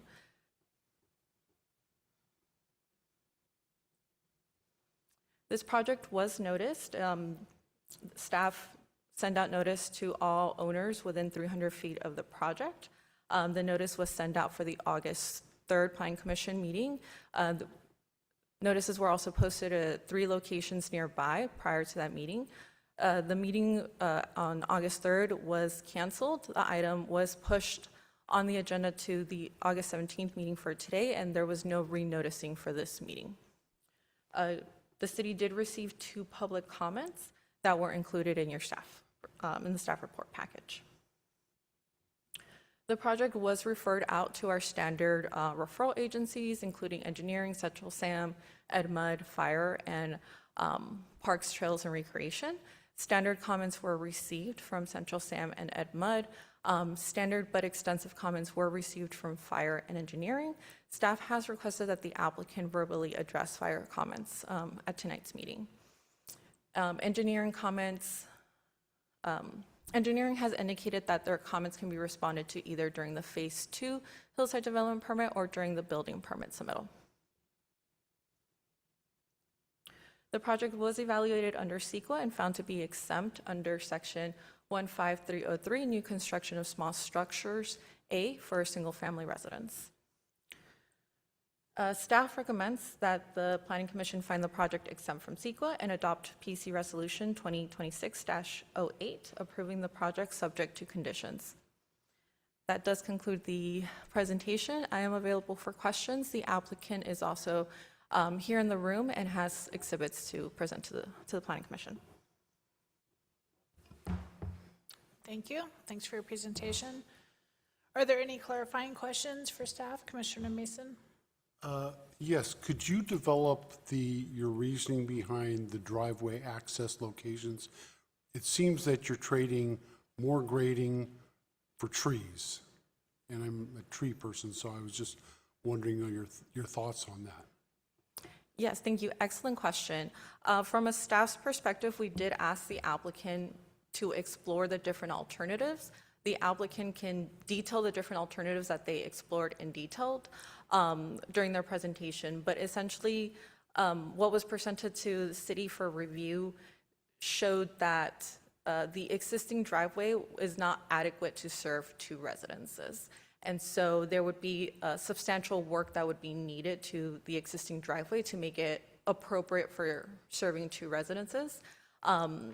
Due to the slope on the south side, due to the length of that driveway, a new driveway on the north side on 1718, it requires less grading.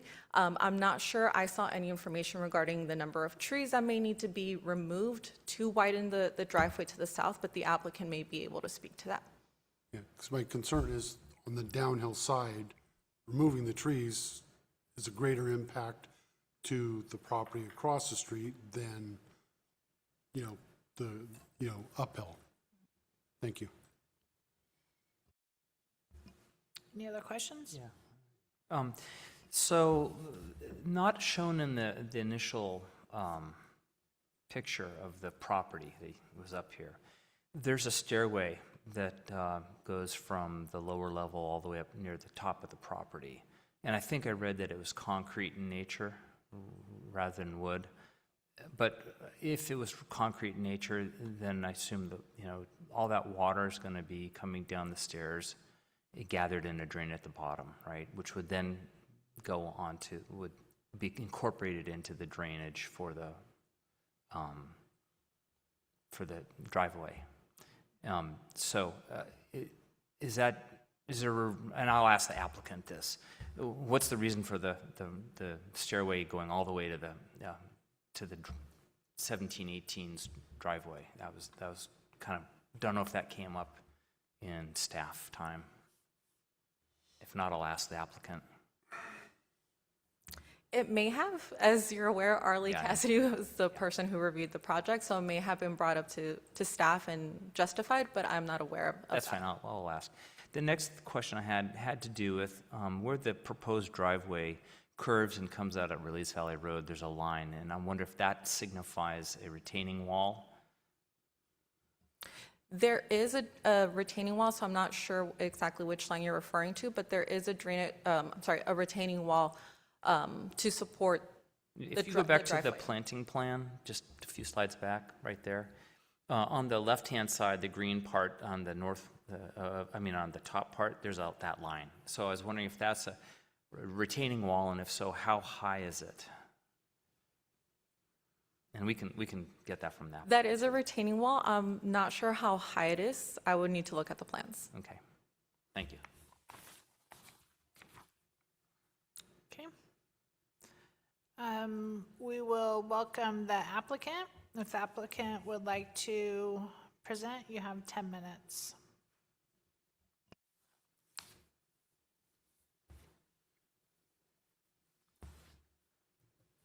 Checking. So Stephanie will show when I'm ready. Good evening, Chair and Commissioners. I'm Steve Swearingen, the project architect representing the owners, Tom Bootsbach, Maddie, and Julian Garuba. First, I'd like to say thanks to Arlie and staff. They worked really hard with us. We went to a study session over a year ago. We got some good feedback. We were able to implement that, and it gave us lots of time to consider how we would best address the project. So they asked thoughtful questions, et cetera, and we're really happy that we've found a place to land so far, and this is our next step along the way. So at its core, this project is a proposal to construct a modest single-family residence on a long-established legal vacant lot.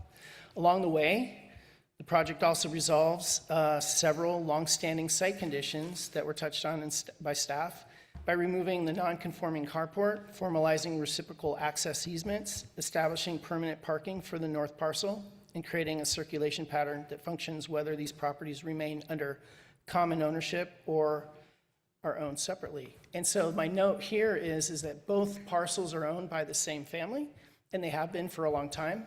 And the intention long-term is that that would stay in place. However, we also understand that things do change in family arrangements and lifetimes generationally. And so there might be a situation where, in fact, each of these parcels is held separately by different ownerships. Another point I also want to bring to your attention here is, in addition to the two parcels that are owned jointly and the southern one that we're developing this home for, is another southern parcel where, in fact, the existing driveway leaving Release Valley Road crosses under an access easement that exists. So there's a relationship with the southern part, with a more southern parcel, and you can see that. I've got a pointer. Is it okay to shine a pointer? Right here. This here is the southern parcel. This here is the subject parcel, and this here is the 1718 parcel where the existing home is. This is the proposed home, and the driveway, in fact, leaves here and traverses this way. That's the existing driveway. Okay. From the beginning, our design objective was straightforward: disturb the hillside as little as reasonably possible. That directive influenced nearly every major decision: the location of the house within the existing clearing, limiting grading, preserving the upper hillside, retaining the majority of the existing woodlands, and ultimately how access to the site was resolved.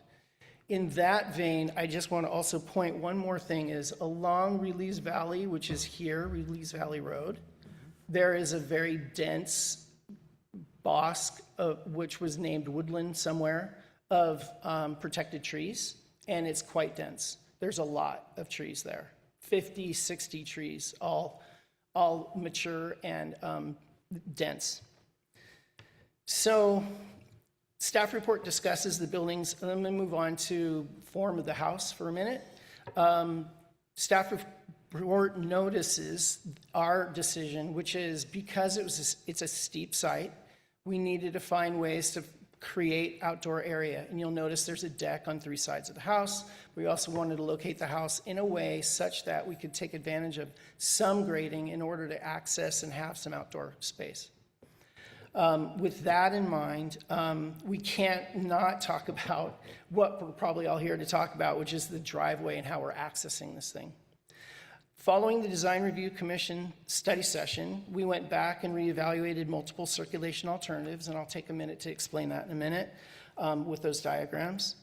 The rest of the consultant team and us ultimately reached the same conclusion, which was that while it seems like it makes sense to use the existing driveway, feels obvious, adapting it safely and permanently to serve both residences would actually require greater grading, greater disturbance, and more extensive improvements than the proposed configuration. With that, we're happy to answer questions, and also want to take a second just to appreciate that the neighbors spent some time to talk about and discover and relate to what we've proposed, and we're excited to hear what they have to say and offer our reasoning and our considerations with them. Thank you.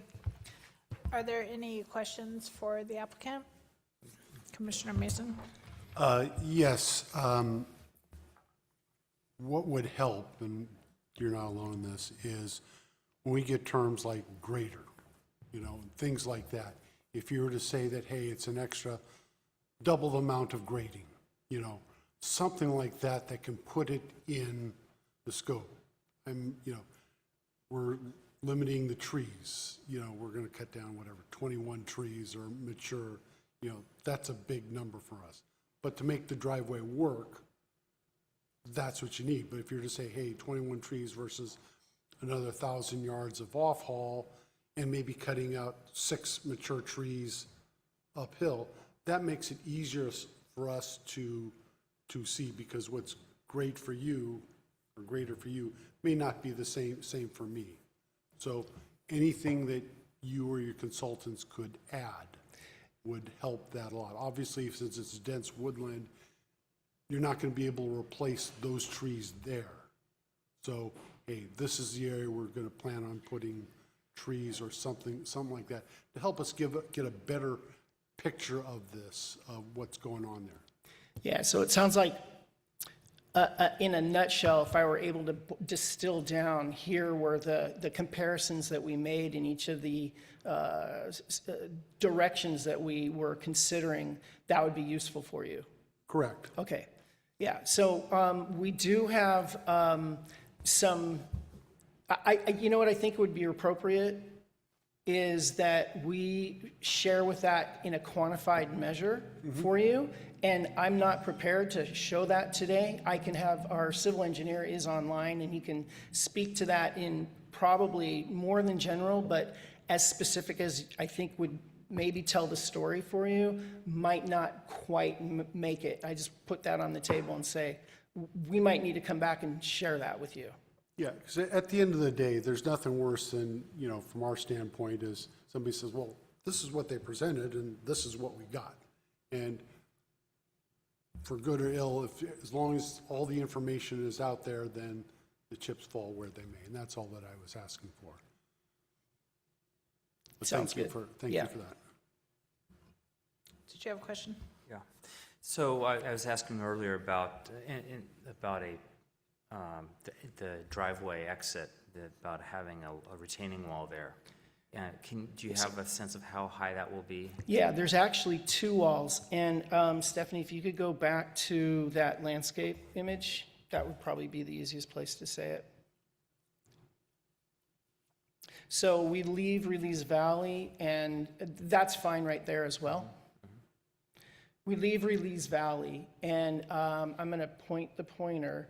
Here's where we leave and enter the driveway apron, which is right here.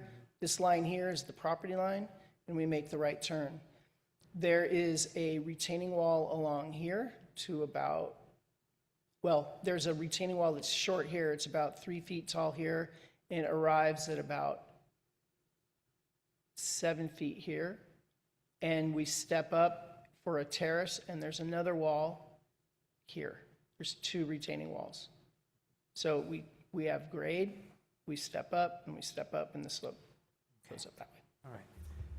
And the reason I was asking about that was because obviously one of the concerns is the impact. I don't know if you've read the letters from the neighbors, and I don't know if you talked to them about this, but I did a site visit, and I was trying to envision how cars would look. I mean, how cars' headlights would be shining as they came down and made a turn. And so that was my question on is how much of headlights at night would be shielded by a retaining wall? Can you? Yes. Yeah, I'd be happy to speak to that for from here where we're standing. So we'll say that the car is driving down, it's coming downhill. So this is a good 15 feet above Release Valley, and so we're descending, and our lights are hitting this wall for the majority of the drive. They're basically illuminating that wall as we're pointing downward, and we're returning and arriving facing or teed up at Release Valley Road. Oh, It's all right. I don't know what to do about that. And the headlights are generally heading up or parallel-ish to Release Valley Road, though there's some shielding that occurs by that retaining wall. If we'd call it shielding, it would be that the density of that light is helping the driver get down the hill and not go off the side of the driveway. Right, and I was asking about this because on the plans, it describes the planting in that area as being low, not shrubs or anything that might help prevent light from shining through. And so that's what I was trying to get at. How much shielding is there? Yeah. All right. Did you have any others? Oh, and I thank you for the explanation on the family connection, and that explains the stairway, why you'd want it to go that far. Thank you. I do have one question. So Commissioner DeGiorgio did make a good point about the stairs and the drainage off the stairs. I think it's great that a family can do this, but like you said, you never know down the road what's going to happen. So how is the drainage happening associated with the stairs? Where is it going? Oh, okay. So each of the landings of the stairs, there's a handful of landings, and the final surface material actually has not been completely decided. Obviously, comments like this lead us to think even farther. So we do know that we have drains in each of the landings that will be collecting along with and joining with all the other surface drainage and brought to the bioretention areas, which, if you're not familiar with, are located generally here and here. So we're picking up everything coming down the stairs, which is right there. We're picking up around the sides of the house, we're picking this, and we're picking up what's through here to here. Can I follow up when you're done? Yeah, so I guess I'm not really clear yet on what my thought is. I guess just I want to make sure that if these were 2 separate properties down the road, that the downhill residence is protected in terms of any type of runoff that's coming from the driveway from 1718 that would be going funneled down the stairs potentially, right, to the landing and to the bioretention that's associated with 1716. I could see down the road if there's a conflict, that's a great thing to fight over. Fair enough, yeah, fair enough. I don't think we're anticipating any new drainage that isn't already being addressed by the existing driveway, and this I'm speaking to, I'm going to point right here. This is the top of the stairs, the general slope of this portion of the existing driveway trends southward, and then basically rides the edge of this here, and that's going to be reciprocally, it's reciprocally given. Okay. Yeah, thank you. Commissioner DeGiorgio? Just following up, what I was Yeah. meant to ask you also is, I had noticed that there were plastic drain pipes from 1718. They were coming down the hill that just basically, drop onto the, they're very common, right? Yeah.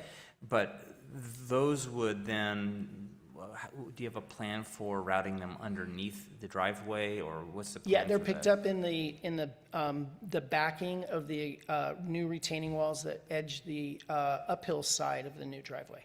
Okay. Thank you. Commissioner Mason?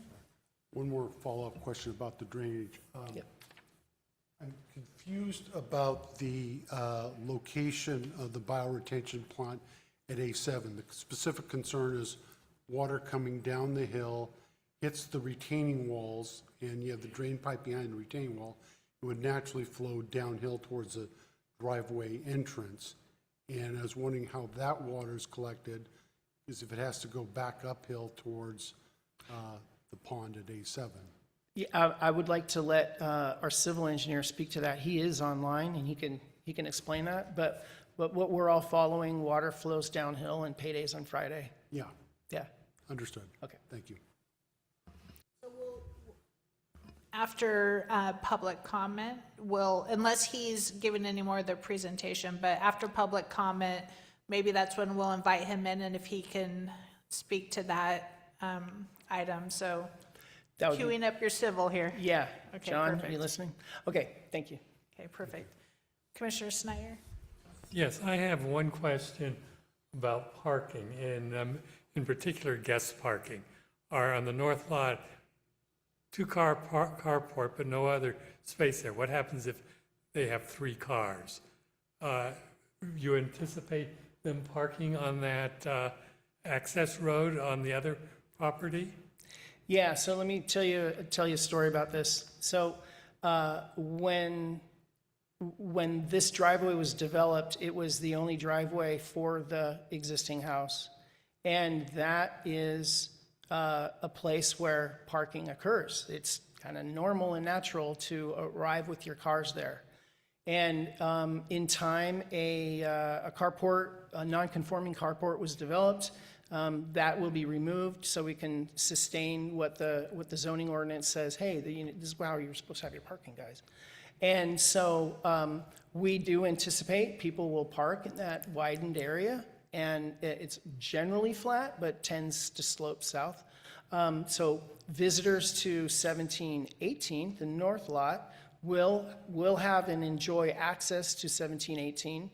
And there is the possibility that people will park there who are adjoined to 1718. Likewise, 1716, the south lot, parking for visitors would occur in the area behind the carport developed by the deck, which is going to be in this area here.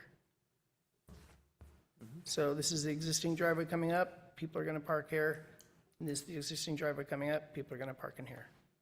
So that road, in addition just to being access, is overflow parking in someone's backyard. Yeah, for the occasional Amazon trucks that we all have, and cousin Sam coming by. Okay, thank you. Thank you.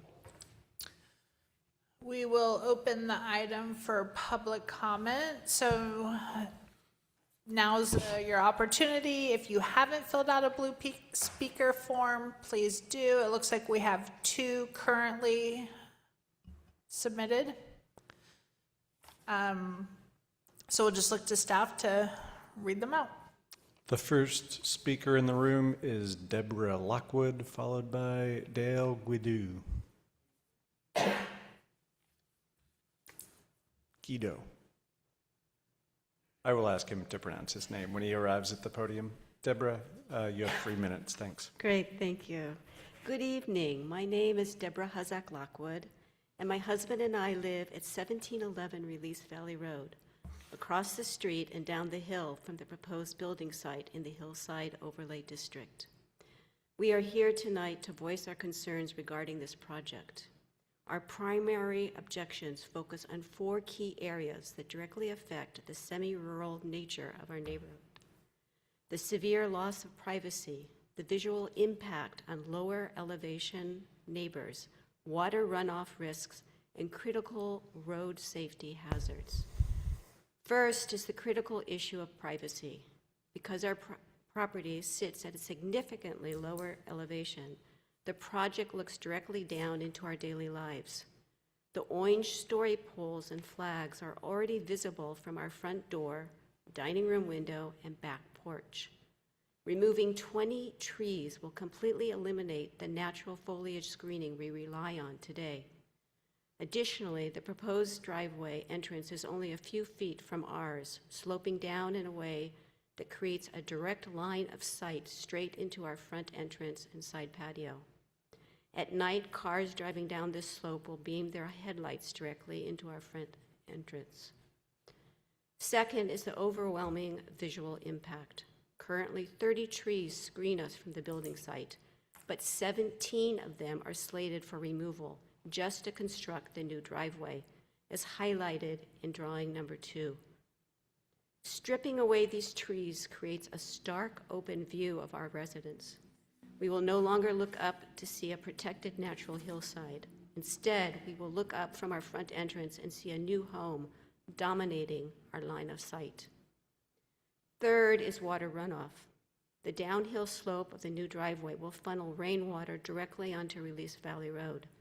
This section of the road is not properly crowned and slopes to the west, sending runoff straight towards our property. The drainage ditch on the east side is poorly maintained and already operating at full capacity. In fact, last Christmas, our personal driveway and foundation were flooded because the ditch was completely blocked with debris. Adding more runoff to this fragile area poses an immediate flooding risk to our home. Lastly, we face serious traffic hazards. Release Valley is heavily shared by motorists and cyclists, with a solid double yellow line indicating an active road hazard. The new driveway configuration requires a sharp uphill turn to the south. Large trucks will struggle to navigate this turn, creating blind spots and dangerous safety hazards. We are deeply concerned that trucks will be forced to back up into our driveway to clear. In conclusion, the loss of privacy, should I stop? Okay. You can just wrap up, thanks. Okay, yeah, it's in conclusion. In conclusion, the severe loss of privacy and overwhelming visual impact of this property run completely contrary to our hillside development ordinances. We ask the Commission to protect the neighborhood by requiring the applicant to address these privacy, drainage, and safety flaws before any approvals are considered. Thank you for your time and the opportunity to voice our concerns. Thank you. Are there any questions for the speaker? No? Sure, yeah. Oh, one question. Fine.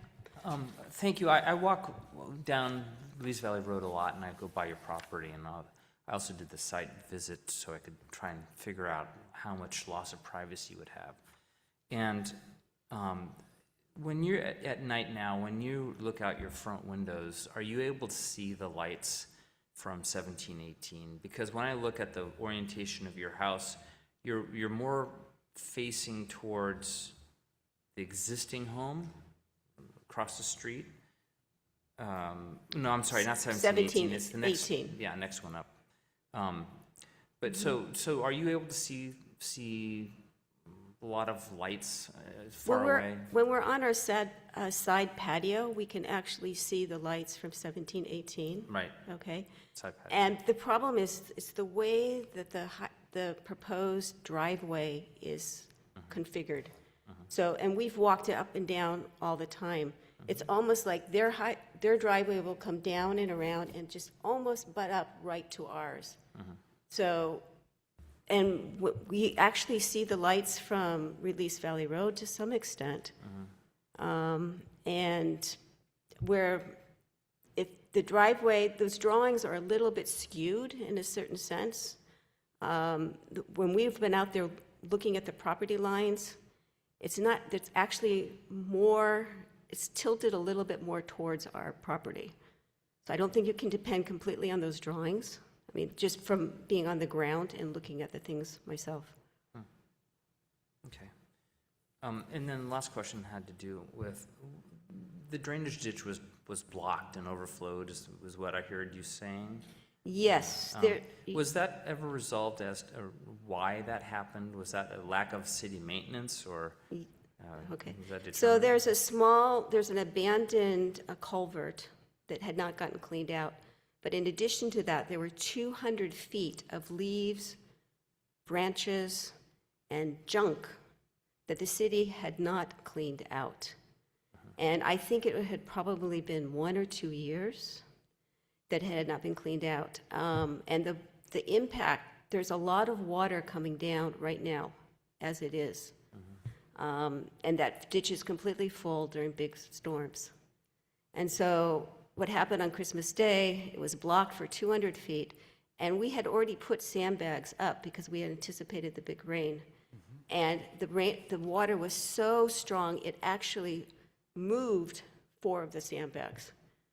So as a result, we worked with the city and we put in a berm. They've told us to keep the berm, to keep the drainage, to keep our eyes on the drainage ditch for the future and call them if there's a problem. But we're doing everything that we can, but right now, that drainage ditch is at full capacity.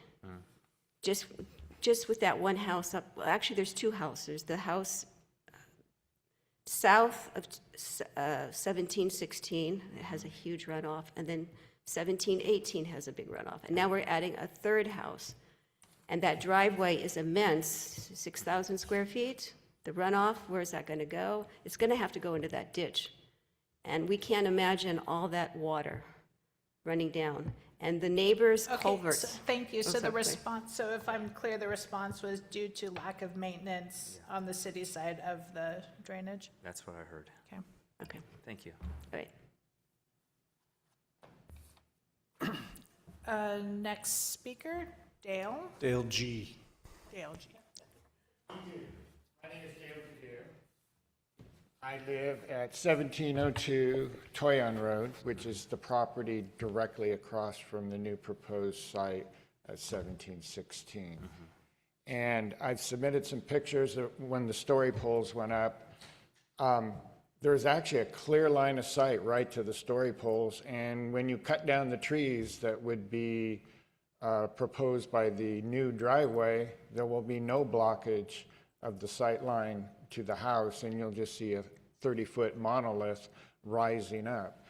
So our concerns were brought forward a year and a half ago at the first planning meeting, and now I really haven't seen, in addition to what Deborah just said, that these were adequately addressed. The water drainage runoff, when you have the atmospheric type river type storms, those drainage ditches go up. And so when you have a large impermeable asphalt driveway there, another house added to that, it's just going to exacerbate. The water has to go into that drainage ditch, and it can't handle it, and nobody's maintaining it. I personally gone and cleaned garbage out of that because I got tired of looking at wine bottles and beer cans, and nobody addresses that problem. Another concern is the 15 heritage trees and the 20 trees that are going to be removed to build the new existing driveway are going to block the line of sight, or that not currently block the line of sight up to 1718, the existing site. Those will be gone. So there are some trees remaining along the road, but really the ones that, as you look up the hill, the larger existing heritage trees, those really help screen as well. They'll all be gone. So we're just going to see this big 30-foot monolith. So that affects the privacy and the noise. The fact that there would be the balcony on the second floor, well, from where we would see second floor looking right down onto our living room windows. So we would typically want to keep our windows open at night to have air, and so if they're out there, you see lights and noise on the balcony, it's going to affect our privacy. So I would like to see these issues addressed, and preferably I just feel that locating the house further back up the hill, there's the flattest part of that lot is just going to be left open for their yard. Why not use that for the housing side and put it farther back? The goals of the Lafayette's hillside development plan is to preserve the natural look and feel of Rellis Valley area, the hillside slope, and not to impact some of these issues that we've cited. So I can see that the house placement is fine for kind of allowing access, but it really affects the neighbors in an adverse way. Mm-hmm. Thank you. Are there any questions for the speaker? Yeah, I have a question on the slope. Could you put the slope map up? Yeah, it's of the speaker. I just want the map.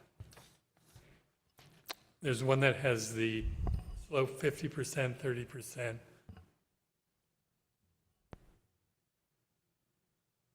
Okay, you were saying there's a site where you can move this house back. Where would that be? When I push it right up to the end of the light area and use the existing driveway. Could you please use the microphone so that the minute taker can capture your comments? So you can see the proposed plot site. You could move that further east up and farther away from us and more in line with the slope, you know, design a structure that's steps back and is more in line with the slope rather than just have this 30-foot monolith going straight up. And so that's kind of our concern. It goes to the kind of the whole style development of the house on the house site. So.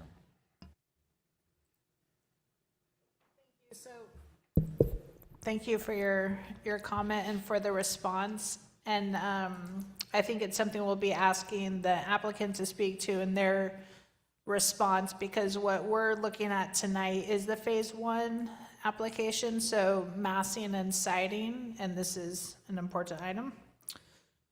Are there any public comments online?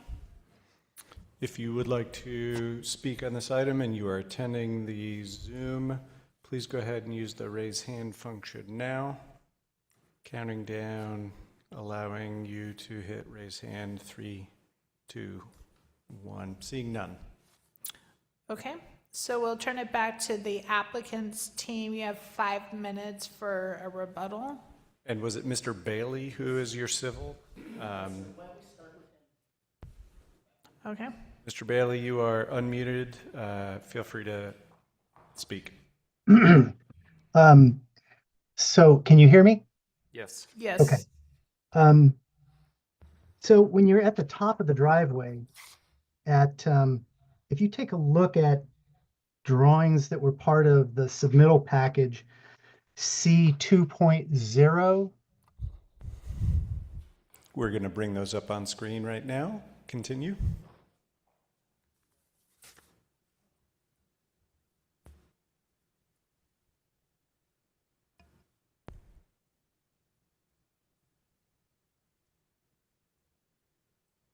Okay.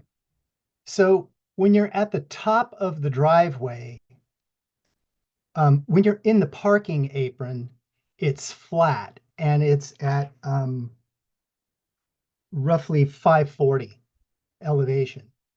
And then as you travel down the road, the first 10 feet is 8% down, and then it goes 16 and then stays 16. So from the first contour on the driveway at 538.95, I did a study where I had the lights from headlights on a car 3.5 feet up from that position. And it's going to be aiming at that point 8% down. So the headlights are going to be parallel with the street or the driveway at that point, and they're going to hit 531 in that straight line. And we have a retaining wall that's just over like at 530 where the center of the roadway or the driveway is. And so we're proposing to put shrubs back there.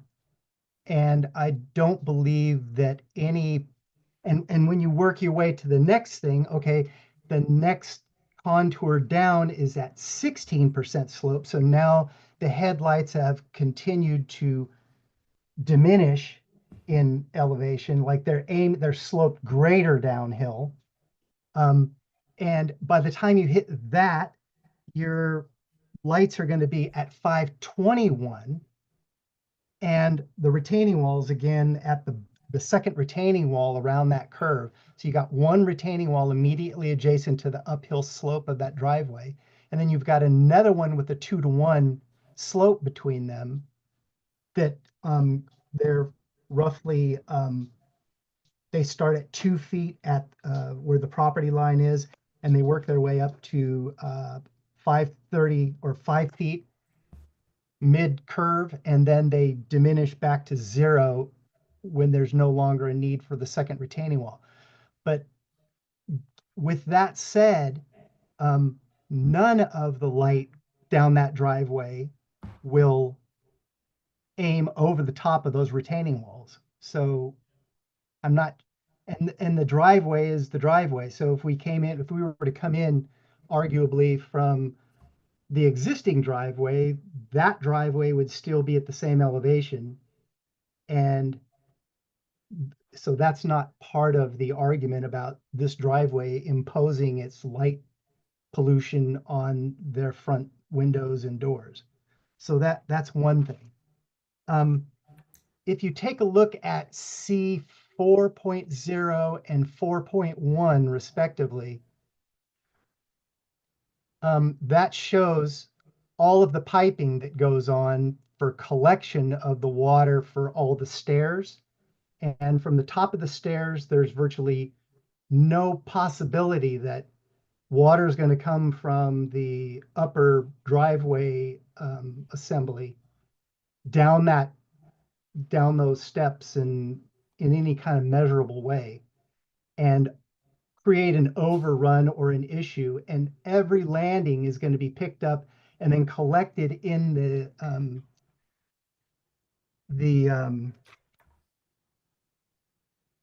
bioremediation planners, and then it's going to be massaged in that, and then it comes out a dissipator. So what that does is it creates a time delay, and then the water will come out across the slope and then down the slope, and then some of that will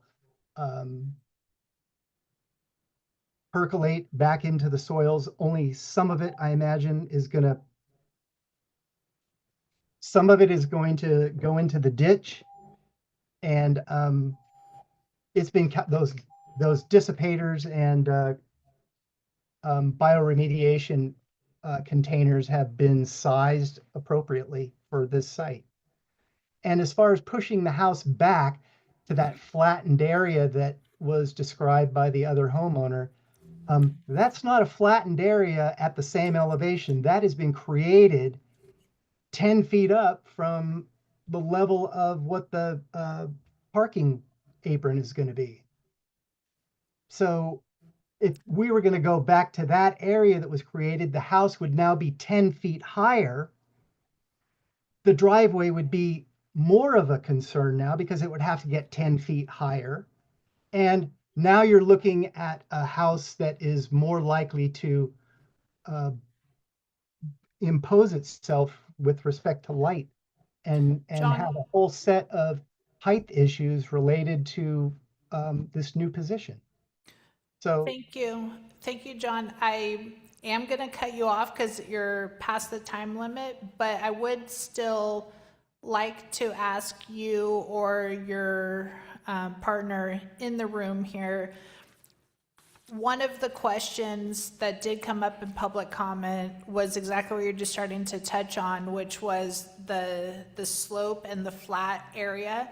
I was not clear from your explanation of what part really is less than 30% slope and if the residents could be shifted east. So I'm going to ask like 1 minute, if someone can summarize it in 1 minute, why this building is being proposed where it is rather than being, or can it be shifted east? So I see your buddy in the room is raising his hand to speak. And I apologize, I believe your first name was Steve. Okay, Steve, do you mind coming up to the podium? Thanks. Okay, so our decision-making for the position of the house uphill, downhill, in that respect, or east-west, was to enable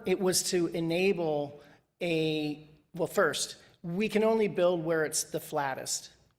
There is a flattened area, and we're locating this approximately back of the westernmost edge. So if you look up at the section, we have this is Release Valley Road right here. It goes up greater than 30%, and this is the general line. We're carving back in order to provide house here with a wide enough space for our driveway, and then our carport area, basement, and then this darker image here is the house beyond. And we are creating a flattened area here in order to have some outdoor space that everyone enjoys around their house, and then it goes back uphill. So in order to, if we were to move the house forward towards Release Valley Road, we're going to lose our space for parking. If we push our house back, we lose some outdoor flat space, and we start having to grade that to create that kind of space. Okay, thank you. Yeah. Okay, thanks. Public comment is closed. We'll bring it to the Planning Commission for discussion. Thoughts? Let's recap what we are looking at tonight.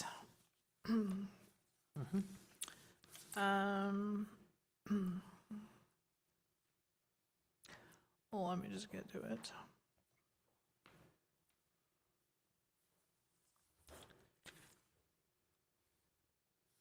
So tonight, Stephanie, is it true we're looking at the phase 1 application, or are we looking everything? We're only looking at the phase 1. Okay. Keeping in mind, though, I would like to ask the commissioners that since we are looking at phase 1, which is massing and siding, there were also a lot of good comments that were provided tonight that aren't necessarily massing and siding, but they're really good public comments and commissioner comments that I would hope the applicant would take into consideration as they move through this entire process. Because as everyone knows, it's not just one application, everything's independent, right? It really does tie together, no matter if it's a tree permit, a variant, design review, grading permit. So initial thoughts. Commissioner Giorgio. Yeah. When I first looked at the project, I also had questions about why couldn't they tie it into the existing driveway, and I understand what the applicant is saying.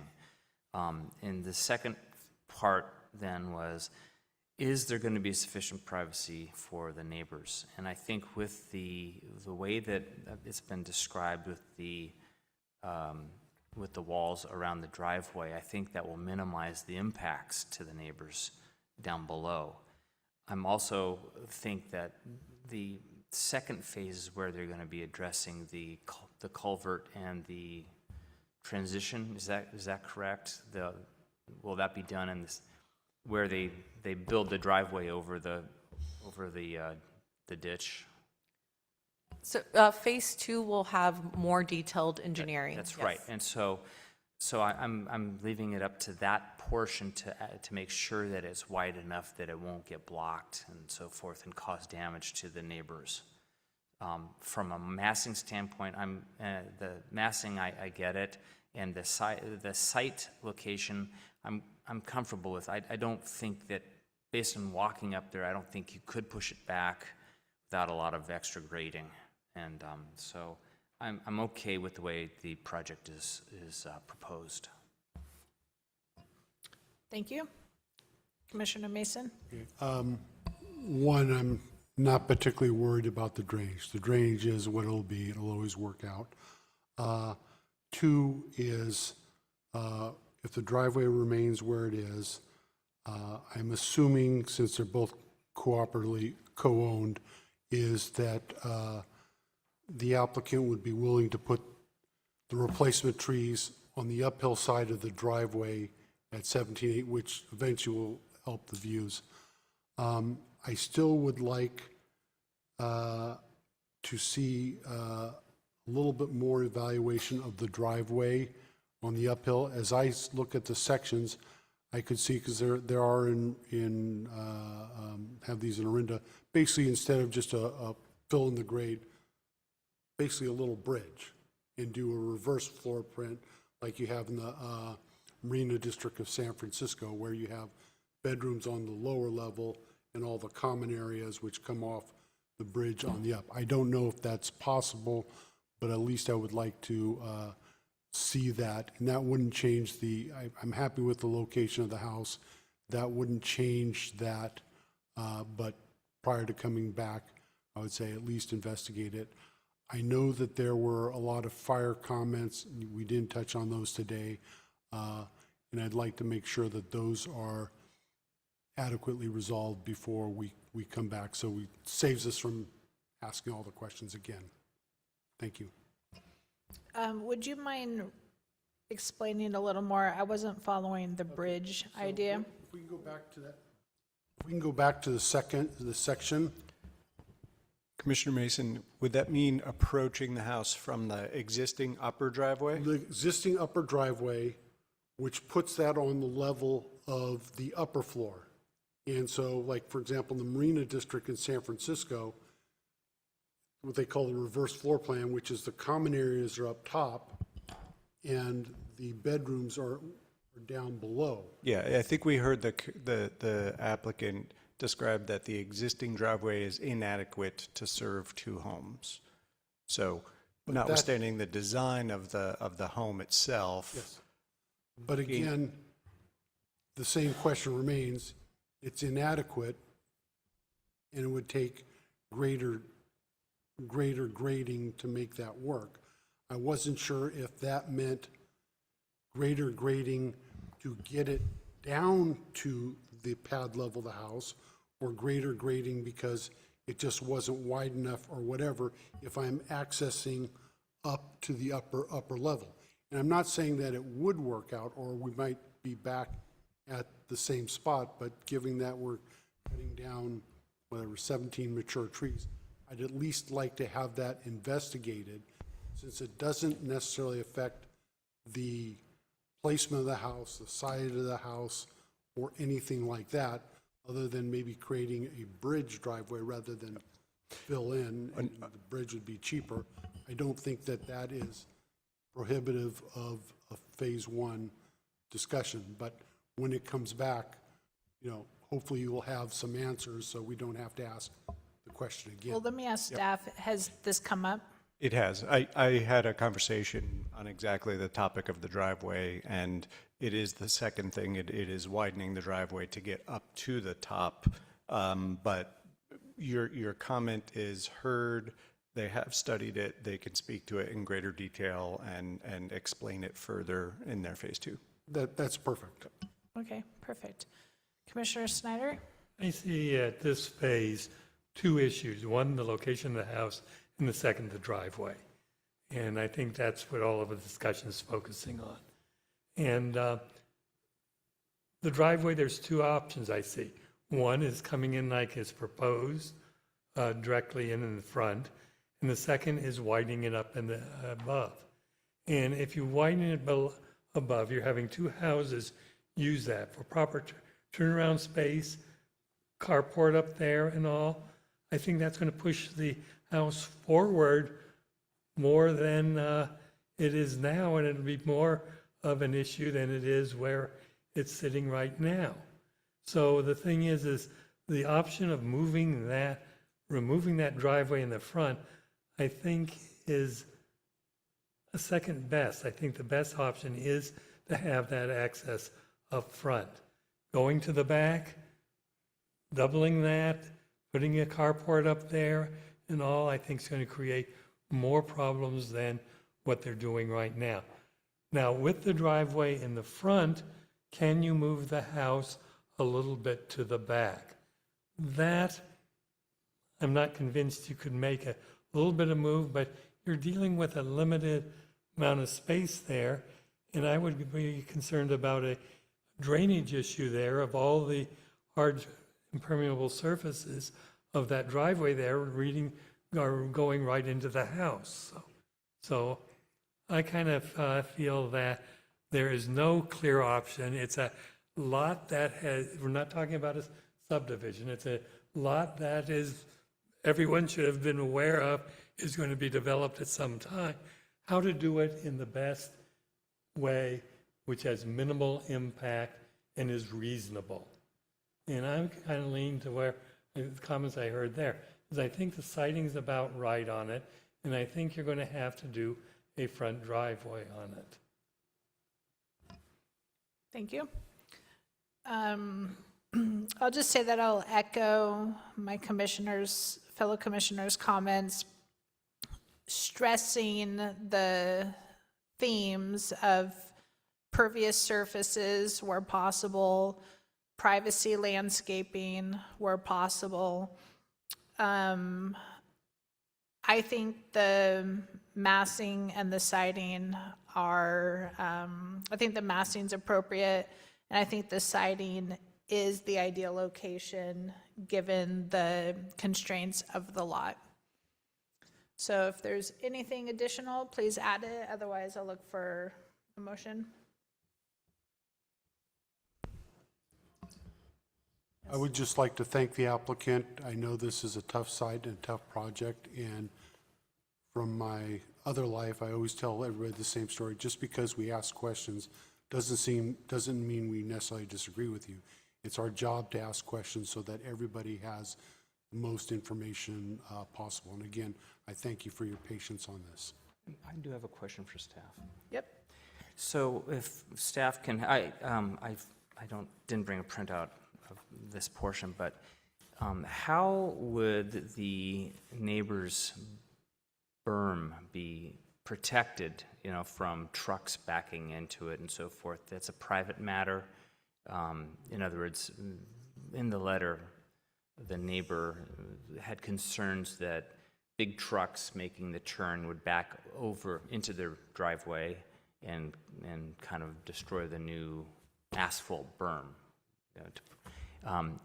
Now, normally, construction, after construction's finished, they have to put it back to the original state. Is that the case here also? Yes, thank you for the question. So when there is construction, generally construction trucks, construction workers are not allowed to enter other private property. That is just commonly known. Accidents do occur, so if there is an accident, something that happens and there is damage to private property, it would be the responsibility of either the contractor or the property owner for this project site to fix the damage on somebody else's private property. Okay. Thank you. Should I make a motion? Anybody else? Okay.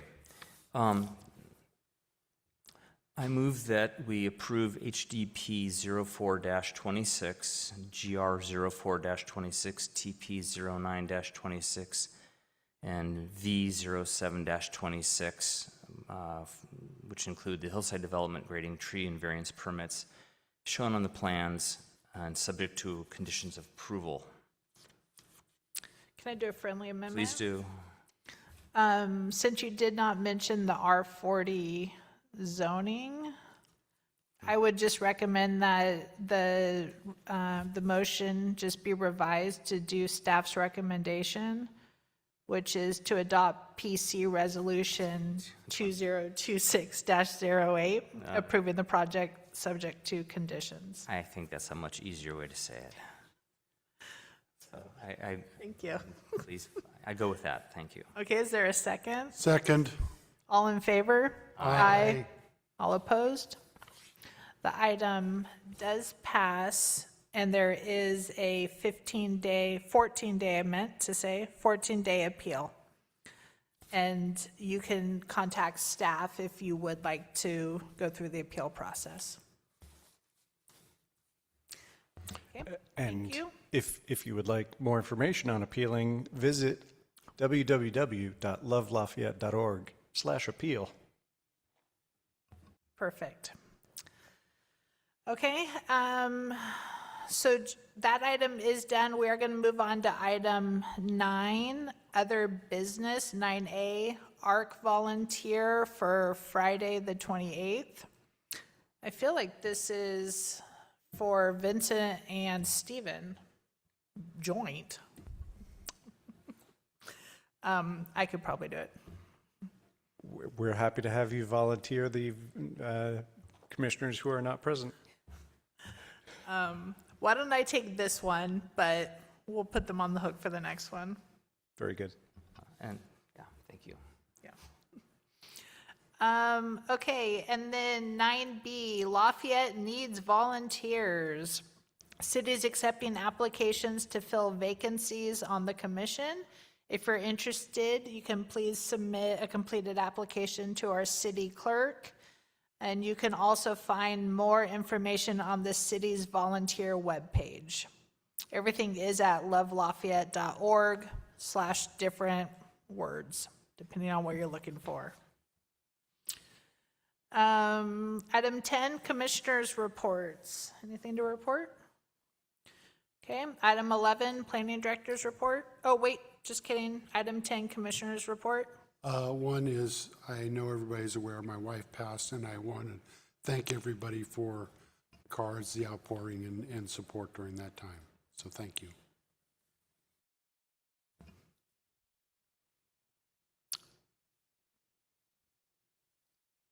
We're all thinking of you and your family.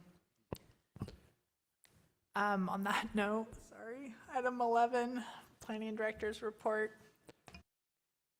So if you would like to volunteer for the city or explore what's potentially out there, visit lovelafayette.org/volunteer, and there's information on the volunteer opportunities. Separately, I think 2 meetings ago, perhaps, we had on the agenda, when the meeting was canceled, the M3. So the M3 is a multimodal mobility study, which is being undertaken, largely headed by Patrick Gollier, our transportation program manager. And there's representation from a few different commissions and members at large from the community. And my understanding is that the city council went ahead and made appointments to that committee a week ago. I think I was not in town, but I think that did happen. And so, congratulations, Chair Radnich. You I was appointed. So you'll be able to attend those meetings. Thank you. So it's, probably not as big a lift as GPAC was, but those meetings will be happening throughout the next several months, and you'll be reporting back to the commission, this commission, under the commissioners' reports. And they're open to the public, and anyone is welcome to attend. So look for those in the weekly roundup and the city calendar. I'd just say that I'll be glad to help if you need a backup on that. I will probably be leaning on you. Thank you. That's all I had. Thank you. Thank you. Okay, and that's it. 9:50, the meeting is adjourned. Thank you.